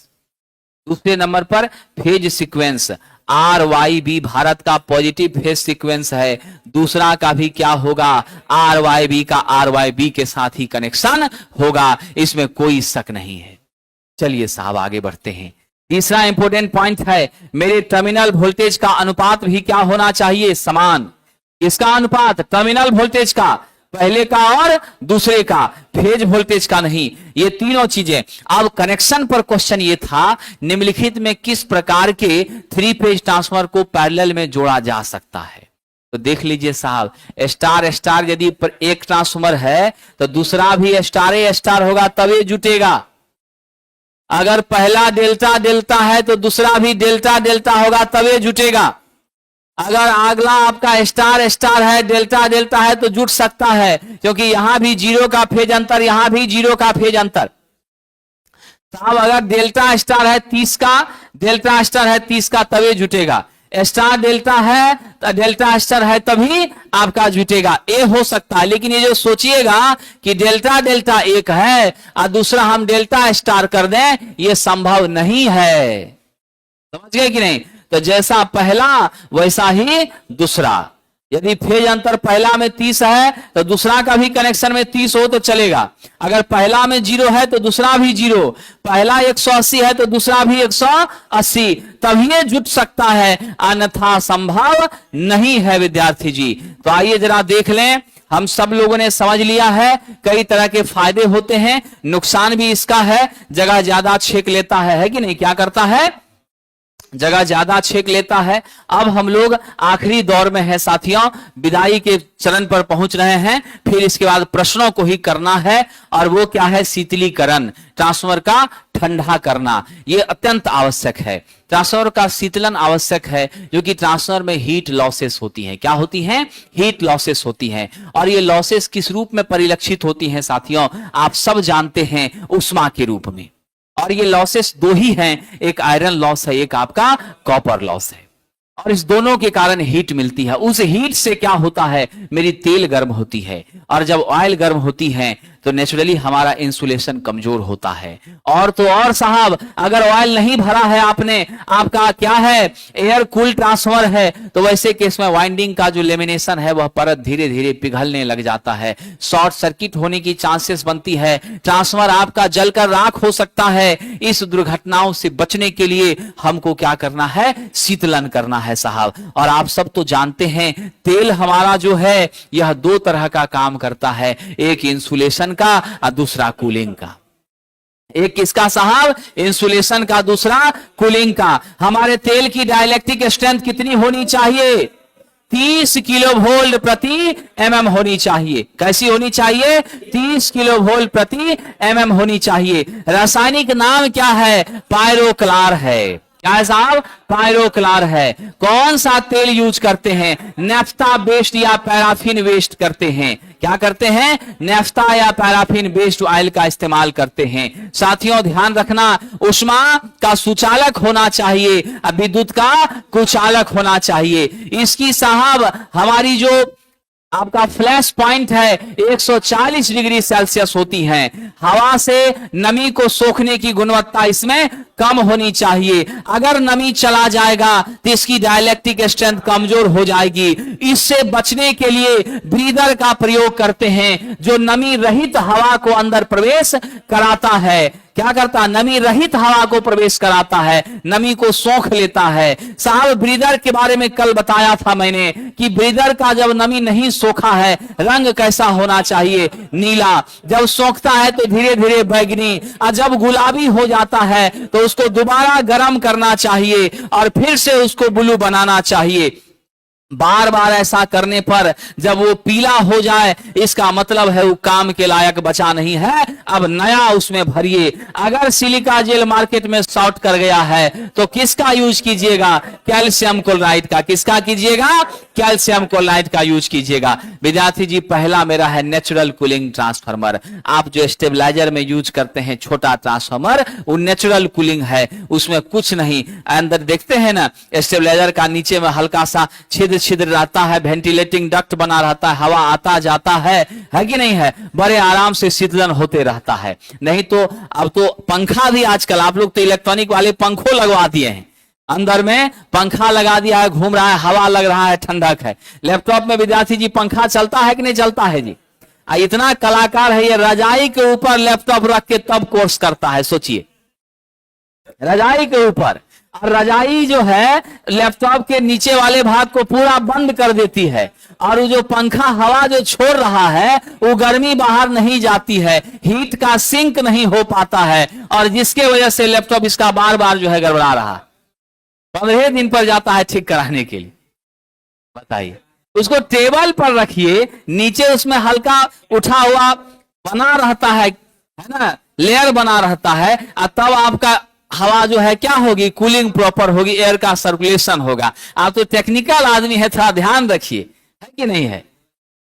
चलिए साहब, दुकानदार हमको बताया कि यदुवंशी जी का लैपटॉप बार बार जांच हो रहा है कि नहीं? तब हाँ, अच्छा तो है ही, ऐसे एलपी थोड़े बनने जा रहा है। खराब रहता तो एलपी बनता? बताइए क्या बात कर रहे हैं। नौकरी लेगा तो अच्छा होगा, तब तो कीमत लग जाएगा है कि नहीं? तब कीमत लग जाएगा। आइए साहब, ये क्या है? हमारी नेचुरल कूलिंग। अब जरा ध्यान दीजिएगा, इधर से हमारी क्या हो रही है? बिल्कुल साहब, तो हमारी हवा का सर्कुलेशन होता है और बड़े आराम से। तो कम रेंज का होगा, इसकी केवीए रेटिंग बहुत ही क्या होती है? कम रहती है। 50 केवीए वगैरह के रेंज की रहती है। 5 केवीए है ना, 50 केवीए से ऊपर जब हो गया तो हम लोग ऑयल का यूज कर लेते हैं। तो छोटा ट्रांसफार्मर है, 5 केवीए से नीचे का है। और आपको याद है ना हमारा ट्रांसफार्मर, समझ गए साथियों? मेरी ट्रांसफार्मर, साथ ही साथ मेरा अल्टरनेटर, साथ ही साथ मेरी आभासी शक्ति, इन सब का रेटिंग हम कैसे लेते हैं? केवीए में लेते हैं या एमवीए में लेते हैं। बहुत इंपॉर्टेंट है साहब, याद रख लीजिएगा इसको। मेरा ट्रांसफार्मर भी केवीए में, अल्टरनेटर भी केवीए में, आभासी शक्ति भी केवीए में, ये तीनों को हम लोग केवीए में मापने का काम करते हैं। तो जो प्रयोगशाला वगैरह में जो छोटा छोटा ट्रांसफार्मर यूज होता है उस सब में हम लोग नेचुरल कूलिंग, समान हवा के माध्यम से जो कूलिंग होती है वही हम करते हैं। फिर ऑयल कूलिंग का जो प्रयोग है वह 2 MVA या फिर नॉर्मली आप समझ लीजिए 50 केवीए, 500 केवीए का रेंज जो है, 200 केवीए का रेंज है। ये सब में भी हम लोग क्या कर रहे हैं? तेल कूलिंग का। आपका जो डिस्ट्रीब्यूशन ट्रांसफार्मर है मालूम है ना, 200 केवीए के रेंज का होता है, उससे कम का होता है। यहां भी किसका यूज कर रहे हैं? ऑयल कूलिंग का यूज कर रहे हैं। मतलब टैंक के भीतर हम क्या डाल दिया है? तेल डाल दिया है। तेल इंसुलेशन कूलिंग दोनों करता है। कंजर्वेटर हमारी लगी हुई है, क्या काम करती है? तेल के स्तर को बनाए रखती है। कंजर्वेटर क्या करती है? तेल के स्तर को बनाए रखती है। कंजर्वेटर एक छोटा टैंक होता है जो मेन टैंक से जुड़ा होता है। क्या होता है? कंजर्वेटर एक छोटा टैंक होता है जो मेन टैंक से जुड़ा होता है। कंजर्वेटर से जो जुड़ा हुआ होता है उसको श्वासक या ब्रीदर कहते हैं। क्या कहते हैं? श्वासक या ब्रीदर कहते हैं। इस तरह से आपने फैला हुआ हुआ भाग देखा होगा। ये फैला हुआ भाग मेरा क्या है? रेडिएटर है। क्या है? रेडिएटर है। तेल गर्म होके ऐसे ऊपर से ऐसे जाती है, फैलती है, हवा का भी संपर्क इसमें लगता है, ठंडी होती है, नीचे पेंदी की तरफ सेटल डाउन होती है, समझिए कि नहीं। आज जब गर्म होने लगती है तो तेल, हवा पहले बाहर निकलेगा, फिर तेल आगे जाकर के मेरे इस टैंक तक पहुंचता है, धीरे धीरे धीरे धीरे फिर कूल होता है, तेल का लेयर नीचे आता है और मेरी हवा फिर जगह, खाली जगह को भरने के लिए इन करती है। तो वो हवा मेरी वायुमंडल से क्या हो साहब, नमी रहित जाए, इसके लिए हम यहां क्या लगा दिए हैं? सिलिका जेल लगा दिए हैं। कंसेप्ट क्लियर विद्यार्थी जी? तो ये आपकी तेल शीतलीकरण है। फिर आपका तेल निमज्जित जल शीतलीकरण, तेल में भी डूबा हुआ है लेकिन पानी का भी आप क्या कर रहे हैं? कूलिंग कर रहे हैं। अब पानी का जो आप कूलिंग कर रहे हैं तो इसमें ध्यान रखिएगा साहब, पानी अंदर डाल देते हैं क्या? पाइप के माध्यम से पानी ले जाते हैं। आपने देखा होगा थ्रेशर वगैरह, किसान परिवार से जो छात्र संबंध रखते हैं उनको मालूम होगा, मकई का, धान का, गेहूं का जो हम लोग तैयारी करते हैं उसमें थ्रेशर का इस्तेमाल करते हैं। वहां पर डीजल इंजन होता है और वो डीजल इंजन के माध्यम से फीता जुड़ा रहता है आपका, है ना, और उस फीते के माध्यम से हम क्या करते हैं? सर्कुलेशन कराते हैं। ये आपकी क्या होती है? यांत्रिक ऊर्जा का क्या होता है? ट्रांसमिशन होता है। अब वहां पर आप देखे होंगे कि बड़ा सा ड्राम रख लिया जाता है, उसमें पानी ठंडा डाल दिया जाता है, एक पाइप अंदर, एक पाइप बाहर, मतलब बाहर जो निकलता है पाइप वो गर्म पानी फेंकता है, अंदर जा रहा है तो ठंडा पानी जा रहा है। इस हिसाब से पूरा क्या होता है? पानी का सर्कुलेशन, जिससे इंजन की कूलिंग होती रहती है। ठीक उसी प्रकार से हमने क्या किया है? ठंडा जल ट्यूब के माध्यम से प्रवेश करा रहे हैं और फिर यह ऐसे होते हुए ये ठंडा जल अंदर की गर्मी को अवशोषित करके अब बाहर गर्म जल क्या कर रहा है? निकाल रहा है। इस तरह का जो ट्रांसफार्मर है वह 2 MVA से क्या होगा? ज्यादा रेंज का होगा, उच्च MVA का, हाई रेटिंग का होगा, वहां हम लोग इसका प्रयोग करते हैं, यह ध्यान रखिएगा। फिर आपका वायु झोंका है, इसमें हम लोग हवा का क्या करते हैं? पंखा लगा देते हैं चारों तरफ से। आप देखते होंगे पावर ट्रांसफर सब जो हमारे सब स्टेशन में रहता है ना, उसमें देखते होंगे कि 6 पंखा इधर से, 6 इधर से और नीचे से भी, चारों तरफ से हम लोग क्या करते हैं? पंखे की हवा का झोंका उस पर देते हैं साथियों।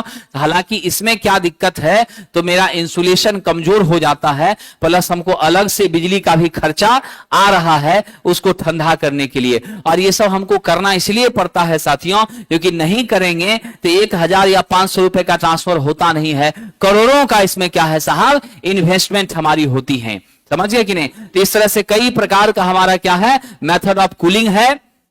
डिस्ट्रीब्यूशन ट्रांसफार्मर में हम लोग ऑयल कूलिंग और ऑयल नेचुरल कूलिंग का प्रयोग करते हैं, ऑयल नेचुरल एयर कूलिंग का प्रयोग करते हैं, क्योंकि तेल तो अंदर में है, अब बाहर हमारे पर्यावरण की सामान्य हवा भी उससे टकरा रही है, उसको कूल कर रही है। साहब अब यहां से हम लोग चर्चा कर लेते हैं, मेरे ट्रांसफार्मर का जो है रेटिंग कैसे लिया जाएगा? KVA में, क्योंकि हम सब जानते हैं किसी भी वस्तु की, किसी भी डिवाइस की रेटिंग का जो निर्धारण होता है वह उसमें होने वाले लॉसेस के आधार पर होता है, उसके जीवन काल के आधार पर होता है। कोई कितना दिन जीवित रहेगा, इस बात का एक नॉर्मल पैमाना है कि वह बीमार है कि नहीं है, उसका स्वास्थ्य कैसा है। अगर स्वास्थ्य बढ़िया है, हेल्थ पर केयर कर रहा है तो लंबा टिक जाता है, होता है कि नहीं। तो मेरे कहने का मतलब है, अगर मेरी हानियां कम है तो मेरे उपकरण का लाइफ क्या होगा? ज्यादा होगा। और लाइफ स्पैन ही रेटिंग बताती है। और मेरा यहां पर लॉस 2 ही तरह का है, एक आपका क्या है? आयरन, और दूसरा क्या है? कॉपर। आयरन लॉस कहीं न कहीं हमारे सप्लाई वोल्टेज के साथ संबंध रखता है, और मेरी कॉपर लॉस तो सीधे देख रहे हैं करंट के साथ संबंध रखता है। दोनों के लॉस का जो मूल फैक्टर है, वोल्टेज और करंट को प्रोडक्ट कर दीजिए, V/I। अब VI का क्या होता है? यूनिट, वोल्ट और एम्पियर। इसीलिए छोटा ट्रांसफार्मर है तो वोल्ट एम्पियर में, बड़ा है किलो वोल्ट में, और बड़ा है मेगा वोल्ट एम्पियर में। याद रखिएगा, एक प्रश्न मुझे याद आ रहा है, पूछा गया था, यदुवंशी जी सीटी की रेटिंग ली जाती है वोल्ट एम्पियर में, सीटी की रेटिंग ली जाती है वोल्ट एम्पियर में। अगर केवीए है तो स्वीकार कर लेंगे, है ना। हालांकि ये सब बहुत उच्च रेटिंग की नहीं होती है, लेकिन यदि डीसी मोटर का बात करें तो एचपी में, अगर इंडक्शन मोटर का बात करें तो एचपी में, और डीसी जनरेटर का बात करें तो किलोवाट में। याद रखिएगा विद्यार्थी जी, डीसी जनरेटर का रेटिंग किलोवाट में, डीसी मोटर का रेटिंग एचपी में, एसी मोटर का रेटिंग एचपी में, अल्टरनेटर का रेटिंग केवीए एमवीए वीए में, है ना। ट्रांसफर का रेटिंग वीए केवीए एमवीए में। ये डिपेंड करता है हमारी मात्रा, हमारी आवश्यकता, हमारी क्षमता, हमारी शक्ति कैसी है, पावर कैसी है, उसके आधार पर। विद्यार्थी जी, नेम प्लेट रेटिंग जो है यह भारत सरकार का नियम है, आईएसआई का, बीआईएस का रूल है कि आप कोई भी प्रोडक्ट बनाते हैं तो उस पर निश्चित रूप से क्या करना होगा, नेम प्लेट रेटिंग लगाना होगा, जिससे कंज्यूमर्स जान पाए कि क्या क्या चीजें उसके अंदर इंडल्ज हैं। सबसे पहले क्या होता आपकी साहब, वोल्टेज मेरा प्राइमरी में कितना है, वोल्टेज मेरा सेकेंडरी में कितना है, कितनी धारा को यह संचालित कर पाएगी, स्टैंडर्ड इसका रेटिंग कितना है, समझ गए। उसके बाद टेम्परेचर का कितना मान है साहब, कोर की वाइंडिंग कितने तापमान को सह सकती है, हमारे ऑयल का वॉल्यूम कितना है, समझ गए। कूलिंग कौन सा है, ONAN है, इसका नाम बताइए, ऑयल नेचुरल एयर नेचुरल। क्या हो गया, ऑयल नेचुरल एयर नेचुरल। ठीक है साथियों। फिर मेरा प्राइमरी और सेकेंडरी का कनेक्शन कैसा है, स्टार है कि डेल्टा। ये सारी बातें इस पर हमको लिखी रहती हैं साथियों, जो कि हम लोग नेम प्लेट रेटिंग के माध्यम से प्राप्त करते हैं। तो आइए जरा निचोड़ पर चर्चा कर लें। इस चैप्टर में जितनी बातें हमने पिछले 2 क्लासों से डिस्कस की है, उस निचोड़ पर हम लोग चर्चा कर लें। आज ही 7 बजे से आपका बेसिक साइंस और इंजीनियरिंग ड्राइंग का भी क्लासेस होना है। आज आपका basic science unit and measurement start होगा, जो शशांक सर लेंगे, और जो इंपॉर्टेंट क्वेश्चंस हैं वो टेलीग्राम पर हमने भेज दिया है, जो अभी लेटेस्ट रेलवे की परीक्षाओं में पूछा गया है, ठीक है, जिसमें 25-25 करके मुझे लगता है 100+ क्वेश्चन हैं, टेलीग्राम पर भेज दिया है। ऑनलाइन में भी बूस्टर बैच के छात्रों को अपलोड करा दिया गया है, सिर्फ उसी को प्रिंट निकालना है, बाकी किताब को फॉलो करना है, और उसको प्रिंट निकाल करके क्लासेस होंगी, आप उसको पढ़ लीजिए, जहां पर डाउट आया अगले दिन वहां सर से पूछ लीजिए, ठीक है। और कल बेसिक साइंस तो होगी ही, और इंजीनियरिंग ड्राइंग भी कल से आपका स्टार्ट हो जाएगा। मेरे द्वारा इंजीनियरिंग ड्राइंग लिया जाएगा और शशांक सर आपका बेसिक साइंस पढ़ाएंगे, जिसमें कंप्यूटर का जो चैप्टर है वो सुजय सर के द्वारा कंडक्ट कराया जाएगा, ठीक है। और फिर आपका जो ऑक्यूपेशनल सेफ्टी है बेसिक साइंस का, मैं उसको कंडक्ट करूंगा। जितना न्यूमेरिकल वाला चैप्टर है वो सब शशांक सर ही आपको कवर करेंगे। तो इसलिए आप लोगों को लगे रहना है और रुक्मिणी का बुक को फॉलो करना है साथियों। कल से आपका 10 से 11:30 के बीच में टेस्ट होगा आपका CBT 2 सेक्शन A 100 क्वेश्चन का। 11:30 यानी 11:45 से 12:45 ट्रेड का टेस्ट होगा 75 क्वेश्चन का, ठीक है। तो रूटीन को फॉलो करना है। क्लासेस सब दिन चलती रहेगी, अभी से लेकर टिल एग्जामिनेशन क्लासेस बंद नहीं होगी। सैटरडे संडे में भी क्लास चलता ही रहेगा, समय बहुत कम है। आइए कुछ छोटी बातों पर हम लोग चर्चा कर लें। वो इंपोर्टेंट पॉइंट क्या है साहब, देखिए बड़ा अच्छा प्रश्न है BSPSL का। मैंने कल भी कहा था कि होली से पहले BSPSL का टेंडर यदि फाइनल हो जाता है तो अप्रैल महीना में कंफर्म BSPSL का परीक्षा हो जाएगा। इसीलिए आप होली से पहले टेंडर के कंफर्म होने का इंतजार करिए, ठीक है। कोई भी आदमी ऑफिस जाए या कहीं भी जाए, मीटिंग हुआ था 2-3 दिन पहले, उसमें स्पष्ट निर्देश दिया गया है कि होली से पहले विभाग टेंडर फाइनल कर लेगा, और यदि टेंडर फाइनल हो जाती है तो तुरंत शॉर्ट नोटिस आ जाएगी, और शॉर्ट नोटिस आने के बाद कंफर्म रहिए कि अप्रैल में BSPSL की परीक्षा हो जाएगी। इसलिए सारा चीज डिपेंड करता है शॉर्ट नोटिस यानी टेंडर के फाइनल होने पर, ठीक है। अभी आप कितनों परेशान होइएगा तो बेकार परेशान है। अभी जो सामने परीक्षा है उस पर ध्यान केंद्रित कर दीजिए, और अगर नहीं ALP दे रहे हैं तो आप प्रैक्टिस ऑफ क्वेश्चन करिए। BSPSL में तो इतनी ज्यादा क्लासेस और पढ़ाई हो गई हैं, इतना मटेरियल आपके पास हो गया है, यदि उस मटेरियल को आप कमांड कर लेते हैं तो देश का कोई भी परीक्षा ITI लेवल का बिना किसी चिंता के निकल जाएगा। जेई तक बच्चे निकाल लेंगे, ITI का तो छोड़ दीजिए, क्योंकि BSPSL के टेस्ट में सभी क्वेश्चन इंजीनियरिंग सर्विसेज और जेई की परीक्षाओं के डाले जाते। और उस क्वेश्चन को आप लोग बना ले रहे हैं, तो आप समझ लीजिए कि आप कितने मजबूत हैं। और जब बैठिएगा परीक्षा में क्वेश्चन देखिएगा तो पता चलेगा कि क्या पूछ दिया, समझे कि नहीं। ये मामला है साहब। हमको हजारों बच्चों का यही कॉल आता है, सर आप ही क्वेश्चन सेट किए थे, क्या लग रहा है सब एक लाइन से लड़ गया। इसरो में विद्यार्थी कहता था, आप ही लोग मैसेज कर रहे थे, ठीक है कि नहीं, बार बार, जो सर 85 क्वेश्चन 90 में सेम वही है जो सांबला सेट में प्रैक्टिस हो रहा है कि नहीं है। ये विद्यार्थी लोग ही बताते हैं, ठीक है। हाँ, लेकिन जरूर है कि हम आपको आनंद कम देंगे, हम आपको इंटरेस्ट कम लगाएंगे, आपको सीटी बजाने का मौका कम देंगे, लेकिन आपको रिजल्ट जरूर हो जाए इसके लिए हम आपको जरूर जो है सो मेहनत करवाएं। ये चीज का थोड़ा कमी होगा, ठीक है ना, थोड़ा सा आपको बर्दाश्त करना पड़ेगा, क्योंकि बड़ी सफलता चाहिए तो थोड़ा सा सहना पड़ता है।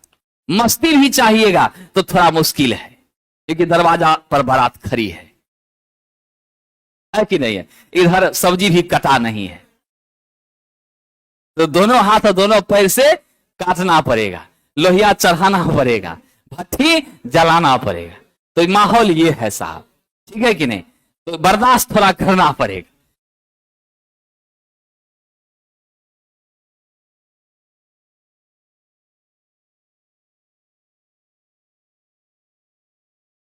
चलिए, तो ट्रांसफार्मर में कैपेसिटिव लोड यदि होगी, जरा जल्दी बताते चलिएगा, तो मेरा क्या होगा, वोल्टेज रेगुलेशन नेगेटिव होगा, कम होगा। हाई फ्रीक्वेंसी का ट्रांसफार्मर है, कैसा कोर लेंगे साहब, फेराइट कोर लेंगे, ठीक है, प्रतिरोध क्या होगा, उच्च होगा। बात भी सही है, कोई बहुत अच्छा चुंबकीय पदार्थ है तो बहुत घटिया क्या होता है, विद्युतीय कंडक्टर होता है, और घटिया विद्युतीय कंडक्टर तभी होगा जब उसका प्रतिरोध बहुत उच्च होगा। कोई कंफ्यूजन तो नहीं इसमें साहब जी। ट्रांसफार्मर एक बूस्टर की तरह काम करता है, यदि वह कैसा हो, ऑटो ट्रांसफार्मर हो, यदि वो कैसा हो, ऑटो ट्रांसफार्मर हो। स्टार स्टार ट्रांसफार्मर की सुरक्षा के लिए हम क्या लगाते हैं, सीटी, जो कि डेल्टा डेल्टा से जुड़ा रहता है, और जैसे ही एक्सेसिव इफेक्ट आती है तुरंत क्या होती है, कनेक्शन ट्रांसवर्स हो जाती है। विद्यार्थी जी, ट्रांसफार्मर का साइज फ्रीक्वेंसी पर निर्भर करता है। अगर फ्रीक्वेंसी मेरी अधिक है साइज छोटी होगी, अगर फ्रीक्वेंसी कम है साइज बढ़ेगी। और विद्यार्थी, कल मैंने बताया है, अगर फ्रीक्वेंसी 25 हर्ट्ज है तो लेमिनेशन का थिकनेस 0.5 mm, अगर फ्रीक्वेंसी 50 हर्ट्ज है लेमिनेशन का थिकनेस 0.35 mm। विद्यार्थी जी, फुल लोड पर मेरे शक्ति ट्रांसफर की, पावर ट्रांसफर की एफिशिएंसी क्या होती है, अधिक होती है। सोलेनॉइड 2 कुंडलियों का इस्तेमाल करता है, एक उसकी पुल इन कहलाती है और दूसरा क्या कहलाती, होल्ड आउट कहलाती है। एक कॉइल क्या कहलाती है, पुल इन, दूसरी क्या कहलाती है, होल्ड आउट कहलाती है। विद्यार्थियों, मेरे सोलेनॉइड में और ट्रांसफार्मर में जो ईएमएफ उत्पन्न होता है कैसा होता है जी, स्टैटिकली इंड्यूस ईएमएफ। कैसा होता है, स्टैटिकली इंड्यूस ईएमएफ। मेरे डीसी जनरेटर में, मेरे अल्टरनेटर में जो ईएमएफ इंड्यूस होता है कैसा होता है, डायनामिकली इंड्यूस्ड ईएमएफ, मतलब वहां पर घूर्णन वाला भाग होता है। यहां सब भाग कैसे हैं साहब, अस्थिर भाग है। विद्यार्थी जी, यदि 2 ट्रांसफार्मर पैरेलल में हैं और प्रति इकाई प्रतिबाधा के आधार पर लोड का क्या करेंगे, साभाजन करेंगे, इंपीडेंस के आधार पर लोड का बंटवारा करेंगे कि 50 ये केवीए ले जाएगा, 70 हम ले जाएंगे। कंसेप्ट क्लियर साहब।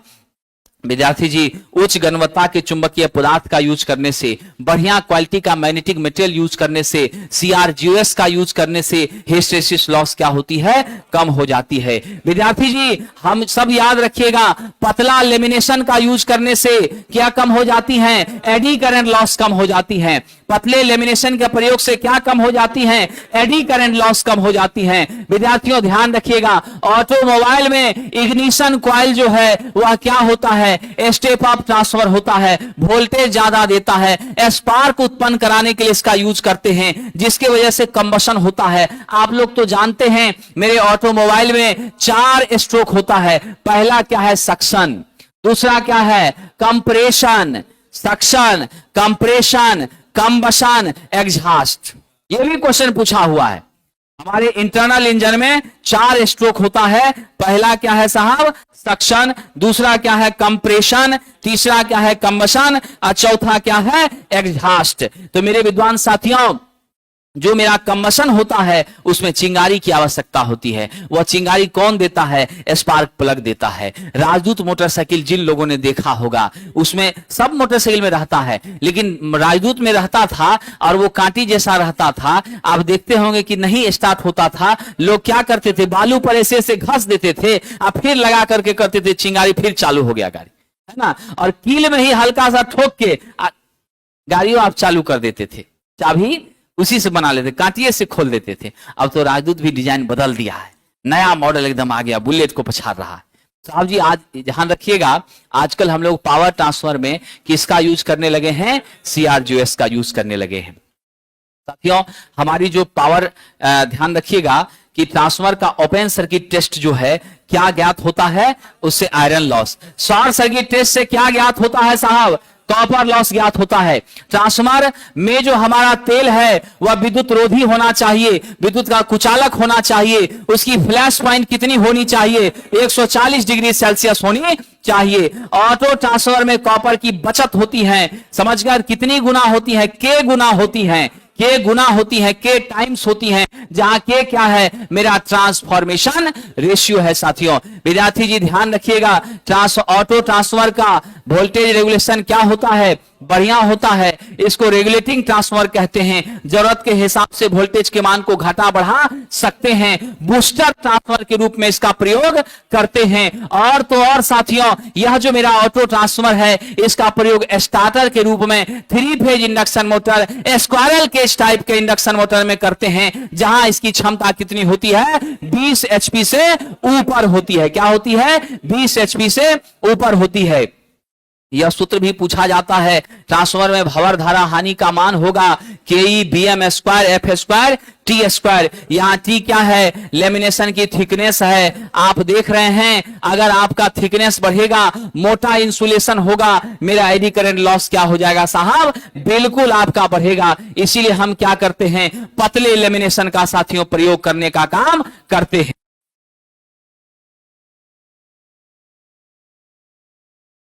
अब साथियों ध्यान रखिएगा, ट्रांसफार्मर में शैथिल हानियां होती हैं, और ये शैथिल हानि किस वजह से? रिवर्सल ऑफ मैग्नेटाइजेशन की वजह से, यानी चुंबकीय के कम होने के कारण। विद्यार्थी जी ध्यान रखिएगा, हमारा जो pH है उसका मान कितना होगा? KH BM to the power 1.6 F into V।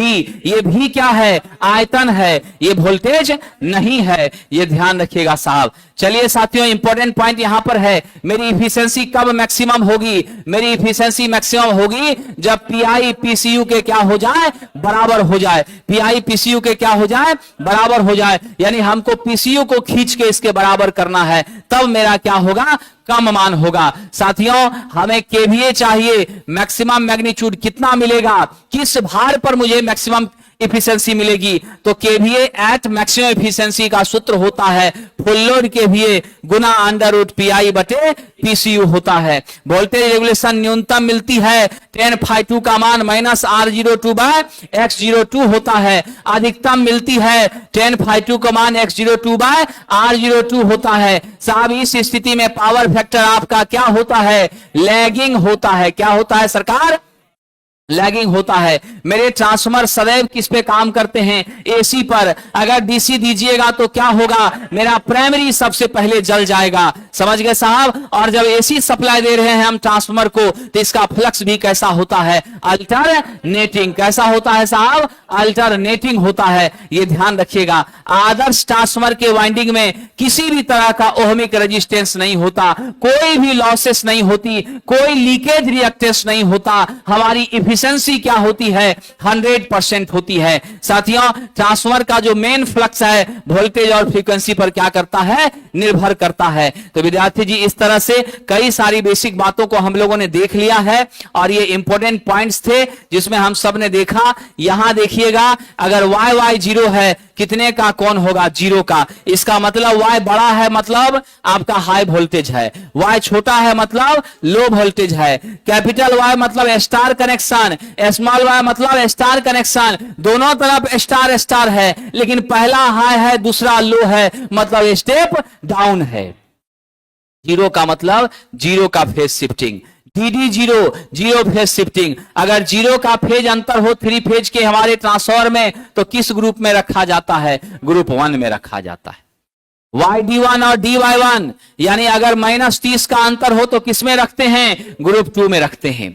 YY11 और DY11 अगर आपका हो तो 30 का अंतर होता है, किस में रखते हैं? ग्रुप 3 में रखते हैं। अगर 180 का अंतर हो YY6 तो ध्यान रखिएगा ये 1 कितने को बता रहा है? 30 डिग्री को। 6 क्या हो गया? 6 गुना 30 बराबर 180 हो गया। 11 गुना 30 बराबर क्या हो गया? 330 हो गया। इसीलिए 360 में से 30 ही आपका कम हो रहा है।